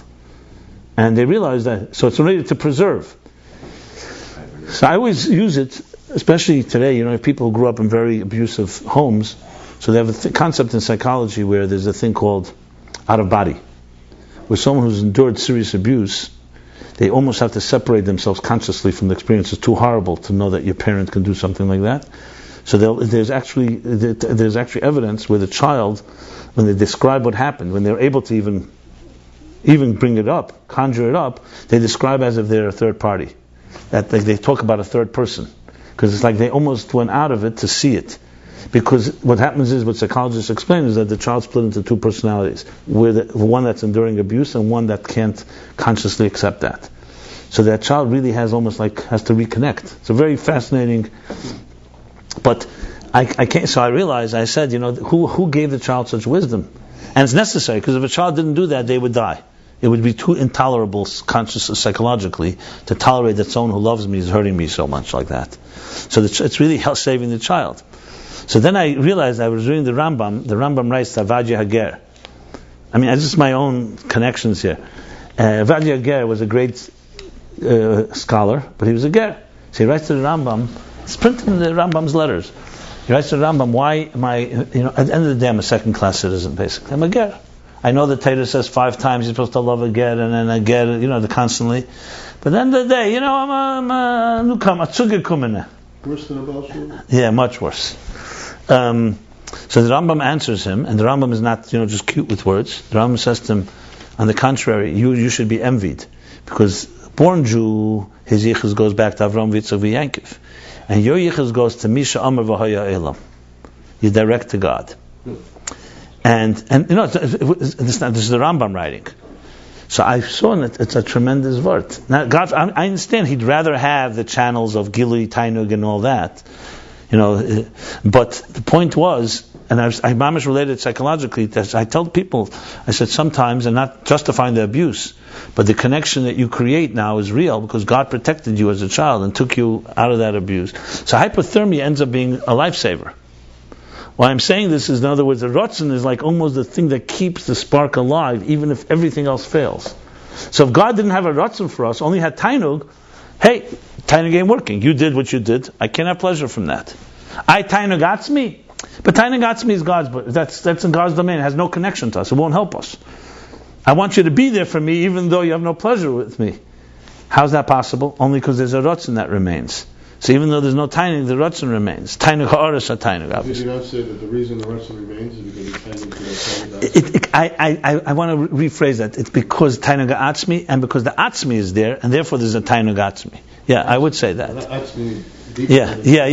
No, the Tainug Atzmi always remains, but Tainug Atzmi does nothing for us. It's like saying Atzmus wants Dira B'tach Tainug. Okay, so that's Atzmus's advantage. How does it help us? The fact that it manifests in a Ratzon, which is a Marutza, that there's more than just that he has the pleasure, but he's doing something about it. That means he will save a Jew, even though the Jew gives no pleasure. That means there's an action happening.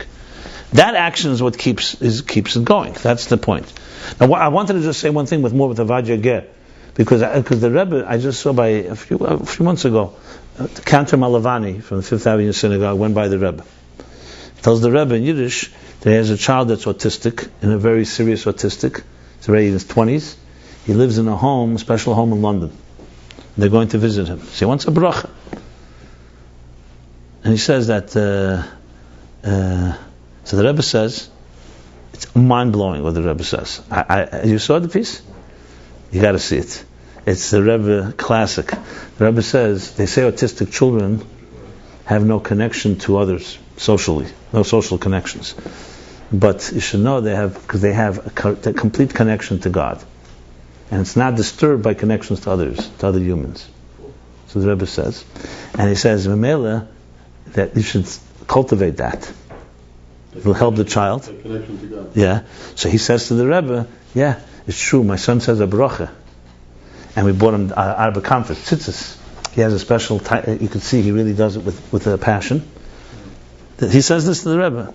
And then the Rebbe says, do they have a tzedakah pushka in his room? He says, no. He says, put a tzedakah pushka there. So it's not just a nice word. The Rebbe is saying, cultivate the connect. It's amazing, unbelievable piece. I was blown away by it. It's mamash what is, my psychological application of the Rambam's words, Avadia Ger. Avadia Ger was more intellectual, it wasn't so emotional, but the idea. So I'm just applying this Ratzon thing, that's what's triggering in my mind. It's a tremendous concept. The Ratzon, it's almost like telling people, I've seen this, it's like when Moshe goes up on Hash, I told this to a couple that literally saved the marriage. So this, I'm not just talking theoretically. I told a couple that were married for 30 years, more than 30 years, children. They always had difficulties, but then, once the children moved out, they thought, let's start anew. And I told them, I said, look, even though there's no one living in your home, so you're not going to have direct impact, it still has impact on your children, even if they're married, and grandchildren. And I knew them, so I said to them, the fact is you probably have deep love for each other. You didn't stay around so long. Now, but then you have a lot of your tools, your mechanisms, how it plays itself out. There's a lot of conflict on the outer level. I didn't use these aces with them, but basically, the Tainug ha'aras ha-Tainug is not there. But there's some atzmizdika connection that can't find its way. So they said, yeah, it's true, but we can't find it in this world. How does it help us? So I said to them, it was a few weeks before Yom Kippur, so I said to them, look, Moshe Rabbeinu goes up on Har Sinai. Why is Yom Kippur the holiest day of the year? He goes up on Har Sinai. Right? The Jews had built a golden calf. There's no bigger betrayal than that. That's like infidelity. Anochi Hashem Elokecha, they found themselves another wife, another god. 39 days later, not like, right. Moshe breaks the luchis and all that, and obviously the Jews are accountable, because it was bemazed, it was intentional. he's not getting them off the hook. But he goes up to Hashem, spends 40 days, and God refuses to forgive them. Another 40 days, and he fights and fights. Who knows what was going on up there? But definitely was not pleasant. Because God is saying no, and Moshe is saying yes, and fighting and fighting. And Chol Chedesh El, it's Chedesh HaRachmim. And you read Parsha Kisisa, it's unbelievable Parsha. How God talks to him. It says Moshe spoke face to face to God. That's when he spoke to him face to face, because he said, "Show me your face." Yud Gimel Midas Harachim. It's tremendous parsha. If you read Parsha Kisisa, he speaks to Moshe like he speaks to a friend. Moshe speaks to God. And I said, and he prevailed. How did he know he was going to prevail? Because he knew that the etzem is there, and even though you could say the etzem is there, but it doesn't work on this world, he knew that it can work as well. He just was trying to. So the Taina Gatzmi, he may not have been able to touch, but he could touch. But the Ratzon, he said to God, do not give up on your Ratzon. Even if you have to do it automatic pilot, they're still your children. So fine, you don't have right now pleasure, but just do it mechanically even. Because it's not mechanical fake. We know that the connection is there. We just don't have yet a way to manifest it. The couple started crying when I told them this, and they worked it out. They worked it out. I said, it means it could work. That's an example. So the Tainug is not there. There's nothing to hold on to. What Hashem said to Moshe, I have no nation. Go build a new nation. I have nothing to work with them. They betrayed the cardinal sin. There's no connection. If they say they don't need me as a God, what's left? What's left? They didn't transgress some detailed mitzvah. They transgressed the core, the main, the primary directive. But still, the Ratzon, because the Ratzon is still there, so he's basically saying, just stick with the Ratzon. Tainug will come later. I think that's what I think. The pleasure's gone, but we'll keep carrying on. Yeah. You tell this to couples sometimes. You say, listen, sometimes you have to go through the mechanics. Obviously, you don't want a relationship built only on automatic pilot. But if you're only going to rely on every time you have a feeling, and it always has to be a feeling, it's also not going to work. You need to sometimes go by the Ratzon. And this is, sometimes parents have it very difficult to, with children who really defy them, etc., etc. I just heard from Shusterman. Yossi Shusterman said, not Yossi, what's Yisrael Shusterman? Yisrael. He's Mechanach. The Rebbe said something tremendous. You heard this one?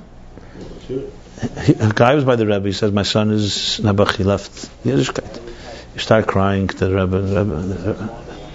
So he says to the Rebbe, the biggest pain I have is not my son, it's me. In America, there's an expression that an apple doesn't fall far from the tree. He tells the Rebbe this. And, that means I'm the tree, so it's not Dafka, it's him, maybe it's me. He didn't. So the Rebbe became very serious and said to him, the expression is true, that an apple doesn't fall far from the tree, but you have to remember that's when there are regular winds. When there's ruchas eina mitzuyas, they're today blowing winds that are irregular. So that was the Rebbe's answer. So just to first of all, it's a lesson, the message in general. What was the man trying to blame himself for why he was trying to say that he thinks as he thinks about his life, it could be he did things that's why it caused it. The tree, the apple doesn't fall. That maybe he's not such a big tzaddik as he was saying it not out of he was being honest. He's telling the Rebbe that he feels that maybe he don't want to just blame his son. And the Rebbe said that. So, I see a few things now. First of all, the Rebbe wanted to tell him, look, nobody's perfect, obviously, but there's other winds going on. But the main thing, I think the Rebbe was also say the connection is there. The tree and the apple are connected, no matter what. And the Rebbe's approach for sure was, you remain always connected, and you have to always, no way that you ever cut off just because, no matter what. Especially today. I know this even intermarriage. Even children, God forbid, intermarried, the Rebbe said they're not cut off. Doesn't mean you endorse it and blah blah. You have to know how to, but never cut off, because cut off is for sure it's over with. And the Rebbe also understood that many people cut off because of them, not because they think it's good for the cause. It's because they can't. It's their own humiliation. It's more their anger than. Is it true that the Rebbe said in intermarriage to encourage his spouse to all the other Zalman Shimon said, if they were intermarried, there's no question. Unless, of course, if you have other options, but if best is to encourage conversion. if they're married already and so on. Sitting Shiva when people... Especially in many cases, people convert anyway, conservative, reform. The Rebbe said definitely. The Rebbe basically made clear that even though the Chatchila you don't convert, but if they're already like that, and they, especially if there was a conversion that wasn't halachic, for sure do it all the way. What about that? Was that a reality? Because the Rebbe saw it as Hashgacha Pratis. That's why. There's the same idea. Like, why you tell someone don't be Jewish? You discourage them. But if they insist, so by the Rebbe, Hashgacha Pratis, that people like that came together, so some sign of. Because that's the question. The question is, what's the point of doing the conversion? It's not really, Gershon is guys. Gershon has to be the person who's really, really Jewish. The Rebbe said that. It's very common. Now they have this new Pew study, and they say that the rates are unbelievable of intermarriage. What about that? I mean, I always grew up to understand that in the old days, if someone intermarried, they would sit Shiva. And that's a Jewish thing, is it? In Indian, yes. Today, I haven't seen anything directly from the Rebbe on it. But people used to do it. Yeah, people did it. But remember, it was a rarity 300-400 years ago. No, usually. About in the 19th. No, I'm saying one second. But let's go back a few hundred years ago. It was a rarity. If someone did that, they usually also baptized themselves and they became real Christians. It wasn't just they married a non-Jew. The non-Jews would never accept someone unless they became Christian. So it was far more than just intermarriage. There was a change of, it was real shmad. That's number one. Number two. That does not make a difference. But I think no. I'm saying mitzad the sitting shiva was more mitzad the shmad than the intimate than the marriage, maybe. That's number one. Number two, it's complicated. First of all, today there's the tinik shenishba element. Most people intermarriage. It's not even it's like Shabbos. They don't know better.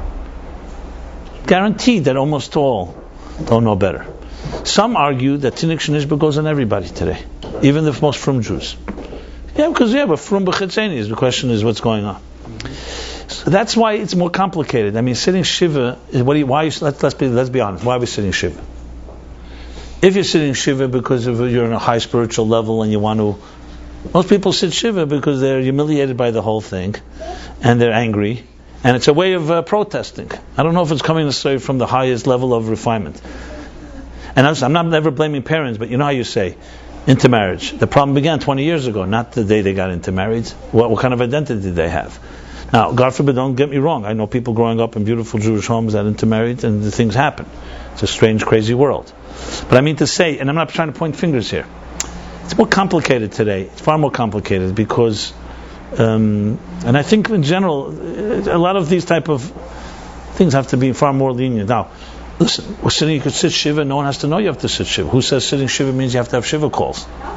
What is shiva? So if someone gets intermarried, you have to have shiva calls. Sit shiva. You think a father or mother who really cared that their child intermarried, they'll sit in shiva even if they're not sitting shiva. They're crying in a room, they're not crying. Does it bother them? Of course it bothers them. So I don't know what means the technical shiva. What they're going to announce? Mr. and Mrs. Goldberg are sitting shiva and their son's intermarriage last week. What is it for advertising purpose? No, you see what I'm saying? I'm trying to say, what is the point? They're going to have like a what do they call it? A wake, and food, That's a celebration. Shiva means. I mean, the truth is, you get what I'm saying. The Rebbe's approach. I don't want to turn this into a parody, but, this is all Ayin Beis, Mendel. You understand how interesting Ayin Beis can be? Intermarriage. But this is the manifestation. This is the bottom line. Rotzen is dot. That's the question. Maybe in earlier generations the Rotzen wasn't there either, so they sat Shiva. Today the Rotzen. This is probably going also to. That's a joke. I don't know if that's. Ba'akovas, I had somebody that was dancing with such a koch and everything, and then I spoke to him, and he knew nigunim, and he knew everything with such a high. Then I found out that his mother is not even a Jew. He was a formed Jew because he did not know his father is a Jew. He did not know that he is not a Jew. Then he found out that he is not a Jew. So he went down. But something is fooling him constantly. You're talking to him about Nigunim, about Chassidus. He understands. So, according to this, probably it has also something. Look, we live in a bizarre world. The only way we really can be at peace is you have to know this is a generation that comes and many generations before us, we are dealing with the most bizarre, final, little twisted parts of the plot of history. You know, the earlier generations, things were smoother in this regard. Not always, but this. And we're dealing. Remember the example I gave about the people, the miners. So all the miners of all the generations, the last generations, the miners have to go to the deepest holes in the caves, and you find things that you wouldn't imagine. You know, it's like going under the water. You find the new creatures. The only way to explain it after the fact, not before the fact, is that God wants birurim in these weirdest type of situations. The Rebbe said the birurim are finished. I understand, but I mean to say, yeah, but this generation that there are situations where strange sparks. What can I say? The bizarre. What's it called? Bizarre cross pollinations. Well, getting back to this, We can title it that. The Ratzon and Oneg system of psychology, so to speak, if you could say that. Does this tie in with Frankl or Freud, or is this a unique system on understanding human motivation? You want to know if this is Freud's pleasure principle? No, I'm just trying to say. We discussed it in the last class. I think it is. It's a pleasure principle, but not Freud's. Not Freud's. Freud's. You know, Atzig Bista B'Nish Meiner. You know that one? You know? You know that one? Freud's business. A pleasure principle it is. But you see, Freud's pleasure principle, when he digs, he reaches the id. Right. And the id is a sexual wild animal. That me. It's an animal. This is Tainug Atzmi, of not me. It's selflessness. It's divine. It's the divine. So you could always say when it comes to Freud, Marx, all these guys. What about Frankl? No, Frankl is different. I'll get to Frankl in a minute. But Freud and Marx, these people, they're brilliant. Their principles may have been correct, but they didn't necessarily in the right direction. It's in the source like Klippa. Like I have this talk I give. Are you id or yid? So he remember it's based also on his mother. So he has his issues with his Jewish mother, and he wrote about Moses as well. You can see his distortions there. So he dug as deep as he could dig into the unconscious or the subconscious. He found the id. I guess he may have looked at it in the mirror. He saw himself. What is his deepest taivas? We're all grubba taivas. Had he dug a little deeper, I wrote an article about this. The Alter Rebbe preceded Freud by 100 years. Had he dug a little deeper, he would have found what he says in Tanya, that the chelik elikam mamash, the tzelem elikin, the nefesh Hashem, the avamush teres in the language of the Alter Rebbe, the hidden love. That's the yid, the pintele yud, the pintele yid. So his principle is right, that there's a force beneath the surface that drives us. The question is which force. Now we also say there's a Yetzer Hara, Yetzer Tov. So Freud talks about the Yetzer Hara very well. He's a master on the Yetzer Hara. He doesn't have anything to know. He doesn't know about the Yetzer Tov. Now Chumash, in Bereshis, you learn about Tzelem Elikim. In Noach is the first time Yetzer Hara is mentioned. Yetzer Leva Adam Ramin Urav. So it's Christianity. Remember, Freud is basically Jewish Christianity, if you want to put it this way. He does have There's original evil. He does have the super. There's original evil. Yeah, but that's superimposed. There's original evil, original sin. Sexuality is a necessary evil. It's a whole approach. So at the best, it's evil, so you temper it. Necessary. You discipline it. What you call it? You tame it. You tame the animal. But then there's a whole other thing. There's a whole chelik elikam mamash. It's a whole nefesh elikis, and there's a tzelem elikim. That's also a driving force, and there's a battle. So I have no problem. Freud is great, but you have to say it's only half the story. Then comes the second half. As far as Frankl goes, Frankl definitely, the Rebbe quotes him, so the Frankl definitely touches a more more positive, I can't say divine soul, but meaning, instead of sexuality or selfishness is the driving force, meaning is the driving force. But listen, Carl Jung, it's spirituality. Huh? Yeah. So there are many. Look, they all agree that there's a driving force. The question is, what is the driving force? As far as what we're discussing here, so pleasure principle, yes, I would say, but the definition of pleasure has to be defined. You see, pleasure in the secular world is me enjoying life. Pleasure in Chassidus is a divine essence experiencing reality. It's a very different. It's not just the pleasure principle here, because it's overridden by Ratzon. It's a dual system. That Yeah. In Hanami, right? So Right. Ratzon, in fact, should override, and so that is a unique aspect. You know, does Freud? This is definitely unique. No, this is beyond Frankl. This is. Do they have a duo? They have what Freud has. Freud has the id, then he has ego and superego. So he has the id is the core selfish self, completely undisciplined. The ego is like a referee, and the superego is like saying that you need to have coexistence and morality and things like that. And the ego is like a referee.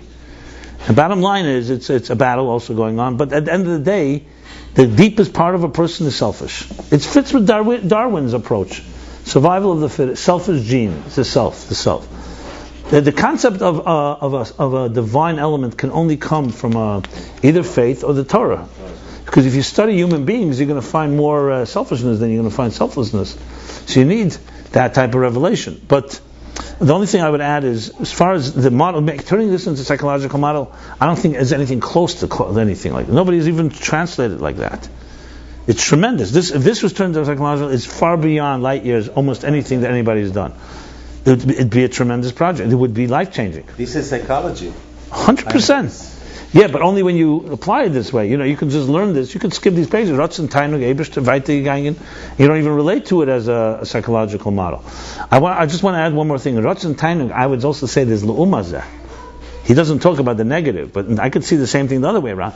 Let's say a person gets very much pleasure from real klippas, whatever it is, drugs, sexuality, other stuff, depravity.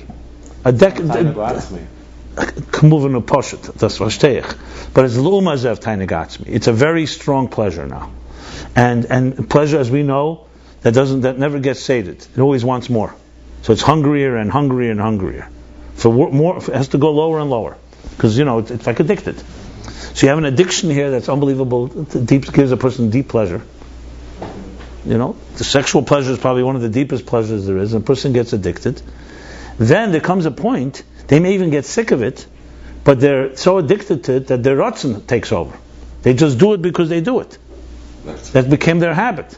That would be the L'umazeh, where Ratzon is now just holding on to an addiction that you don't even have any more of that original pleasure anymore. It keeps getting harder to find. Yeah. So I could see the opposite, and that becomes very complicated. How to break that hold, and so on. Obviously, in Chassidus always, the best way to fight a tainug in klippa is with a tainug of kedusha, because to eliminate is not going to last. You need alternatives. So awakening. So this, if you really go to a psychological model, you need to find ways. How do you awaken the tainug atzmi in somebody? How do you awaken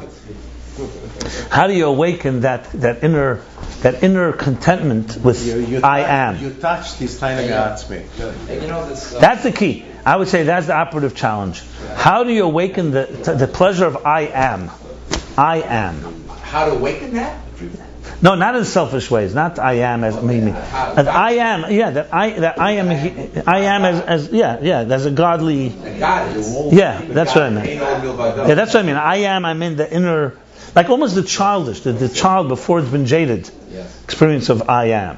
Certain the confidence in I am, and then desiring obviously the right things. And this is very, very amazing. And one more question point. Your primordials set up as the Zachar and the Nekeva, as the marshal. Yeah. The Zachar and the Nekeva both are prime numbers. Gematria. What are they? Which means 227, 221. I just did it. 227, 157. Okay. And they're both rare, which is pretty rare for a prime number. Meaning that they're not divisible by any number. They're indivisible. They stand unable to be divided. That's interesting. So how would you have this interface between a Zachar and a Nekeva, which requires some type of division in order for you to? I got it. No, that's perfect. Atzmus is beyond division and beyond numbers. That's what it is. Look, the Gemara says, Ish and Isha. Listen, Ish and Isha. 227 is Zachar. Ish and Isha is fire. Yes. Without the Yud, the Ish, and the Hey, and the Isha, they'll consume each other. The Yud and the Hey, that's the key. The Yud and the Hey, the godly. The chuppah. The transcendence, for sure, the bittul and the transcendence. Remember, bittul transcendence is guaranteed solution to anything. They say salt is a health cleanser. I think bittul is even better than salt. What do you think? How come the Rebbe Rashab went to First of all, it bothers you. No, it doesn't bother me. The Rebbe Rashab. That's right. The Rebbe went to college, so why? We say because he went. Like the one of the Chassidim once went to tell the Rebbe. The Rebbe Rashab went to the mikveh once. So one of the Chassidim, his name was Avram Neimark, he said, "You think that he needs the water? The water needs him." So I could say the same thing with Freud and the others. Sometimes the water doesn't come to you, so you got to go to the water. But it's not because you need the water. Frierdiker Rebbe was once used to go out in the porch, like where the sukkah is. Because in the last years, there's a picture of him actually sitting. We see the flowers around the porch. So Frierdiker Rebbe once said, "Memeint as a ger is chapen luft." People think I'm going out to get some air, fresh air. He says, "No, we're going to mezachich the avir, going to refine the luft." I heard a story that the Frierdiker Rebbe was once sitting there. So no one saw the Frierdiker Rebbe the last 2 years, most Bachrim, because it was not well, and there was no Farbrengens, and the davening, they had only a few older Chassidim. So most people didn't see the Frierdiker Rebbe for a number of years. But once there was someone separated two of the vine. There was a vine on the porch, so you could see. So the news got to Yeshiva and Petron and Dean, so everybody came running to see the Frierdiker Rebbe. They were standing on Eastern Parkway, like peeking. Frierdiker Rebbe saw them, so he made with his hand. So everybody went by through the sukkah, One guy wanted to see the Frierdiker Rebbe again, so he went to Union Street through your house, and through Kingston, came back.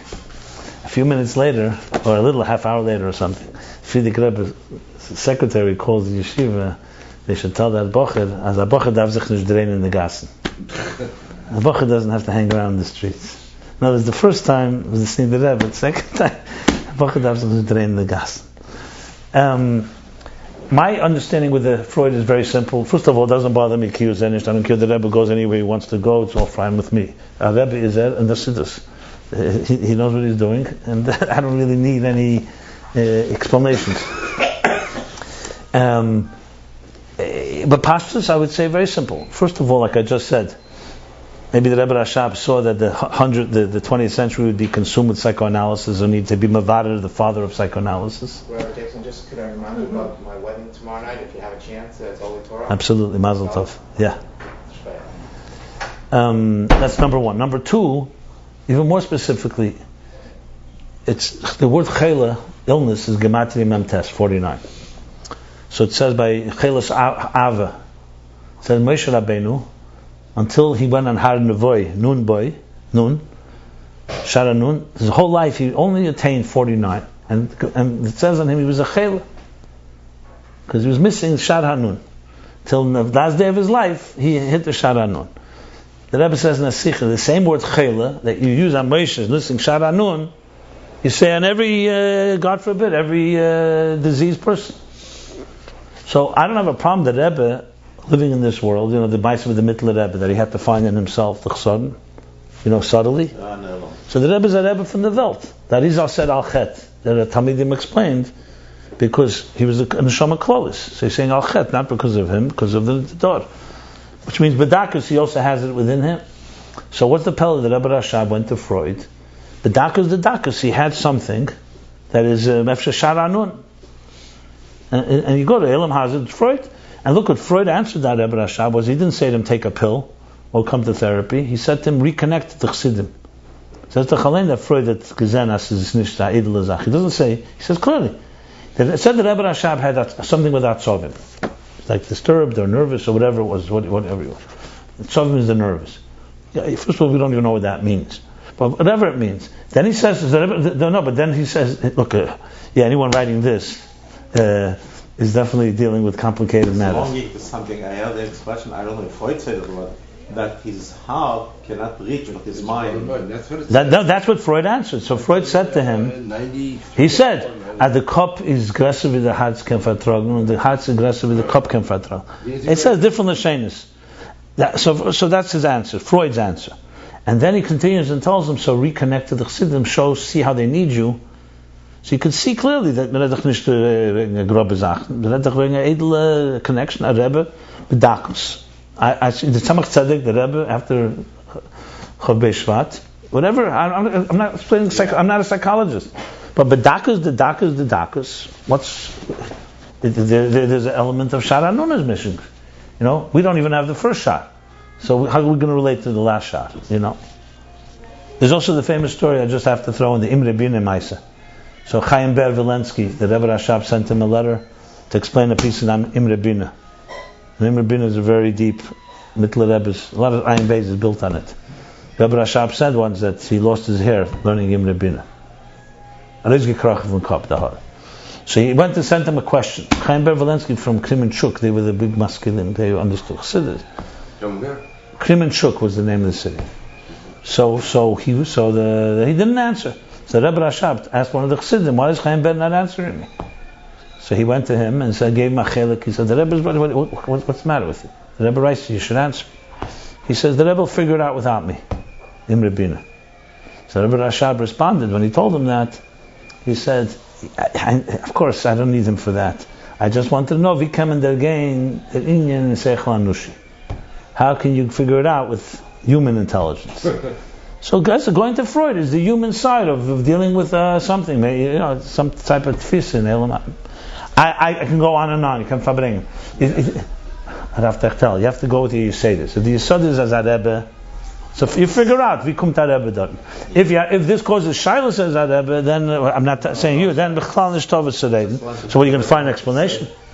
It depends what Yisodis. Look, people always come to me. They have questions on the Rebbe. The questions on the Rebbe had a hint. If they're asking questions because they're like a psazech, you know, the chaverim, and they want to figure out the Rebbe, whether this, I have nothing to say to them, because whatever answer you give them, they'll find another thing. If he's a Rebbe, so like, you know, what does it say in the Mishnah in Adius? It says, "My Indian is to be mekayim divrei harav." You know, someone's your job is. I always tell people, our job is to figure out, to explain the Rebbe, not to have questions on the Rebbe. I mean, good. If the question is meant to come to clarify and understand the Rebbe is one thing. Just to ask questions. So what then? So b'sta chacham. Our job is to. The Rebbe says something, you figure out. If it's not easy to figure out, you work harder. That's my chinuch. My Yetzer Hara I reserve for other things. Not. I have a. Don't worry. I have a big nefesh habamis myself, but I don't. It's in a different domain. I don't mix it into the Rebbe. You have that same question still coming from the good side. You know for sure. No, I just wanted to hear what he has to say. Look. We all have. A guy came over to me the other day. He said to me, "Are you a believer or not? I don't get you, because you know I know you one way and then you're this." I said, "Tanya answered the question already. My nefesh Elokiz believes entirely, and my nefesh habamis has big problems." I said, "What do you mean? Is that push to Tanya?" I said, I can't disagree with Tanya. This is Tanya, was kein Mentan. The same gepasken. Alter Rebbe gepasken. I understand, it's half joke, but it's also true. What the problem I have is with people who stick their nefesh habamis into the nefesh Elokiz. In other words, he's a Rebbe. He's not a Rebbe. So then, what are you mixing the two? I have no problem. I have absolutely no problem with somebody that just denies the whole thing. For whatever reason, they want to do avda b'afkei nichle. They want to live their lives. But someone that is kavyochel in, and then they this to me I don't relate to. Either you're out. You can't be in and undermine it from within. That doesn't work that way. Yeah. Faith has its rules. You're talking about the Rebbe. The Tzemach Tzedek was saying a man, and he was living downstairs in the middle of upstairs. And in the middle of the Seder, he had Gechalish, I don't know what it was.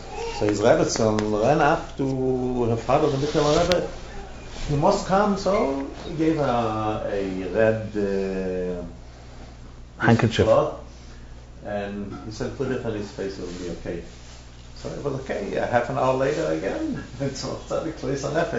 so she was running. So he gave her again. She said, no, you have to come yourself. So he said, I'm getting alive. Today's young man, he said about the Tzedek. He fainted. He went down with her. Huh? He went down with her. First day. The Rebbe Rashab, the first 10 years, didn't want to, because the Razor was older, didn't want to act as a Rebbe. But also, when he went to Europe, he would conceal himself. And the Frierdiker Rebbe would go to him. Sometimes they gave the Frierdiker Rebbe an aliyah. Frierdiker Rebbe says he could imagine what I felt like. I'm going up with an aliyah, and my father's sitting there. He says, he wanted to bury himself. The Rebbe is sitting, and he's getting on aliyah. But the Rebbe Rashab insisted. The first few years after the Rebbe Rashab was nostalgic, the Rebbe Rashab was in Europe, and someone came over, Shalom Aleichem. Where do you come from? He says, Lubavitch. He says, Lubavitch, I hear a new Rebbe. And they say he's unbelievable. He's young, but he's unbelievable gone, and I hear the Shamayim, and a Tzaddik, So he's asking, is it true? He's asking the Rebbe Rashab. The Rebbe says, Aber kommt nicht zum Taten. However, he's not he can't compare him to his father. He didn't say no, he didn't say yes, he says, Aber. I love that story. Such a great story. The Frierdiker Rashab was also there. I don't remember what happened about the Tanya something. So in the Parish in Tanya, so this older Chassid is telling a Miger man, you should know a little better. He's telling to Rabbi Rashab. He didn't know it's Rabbi Rashab.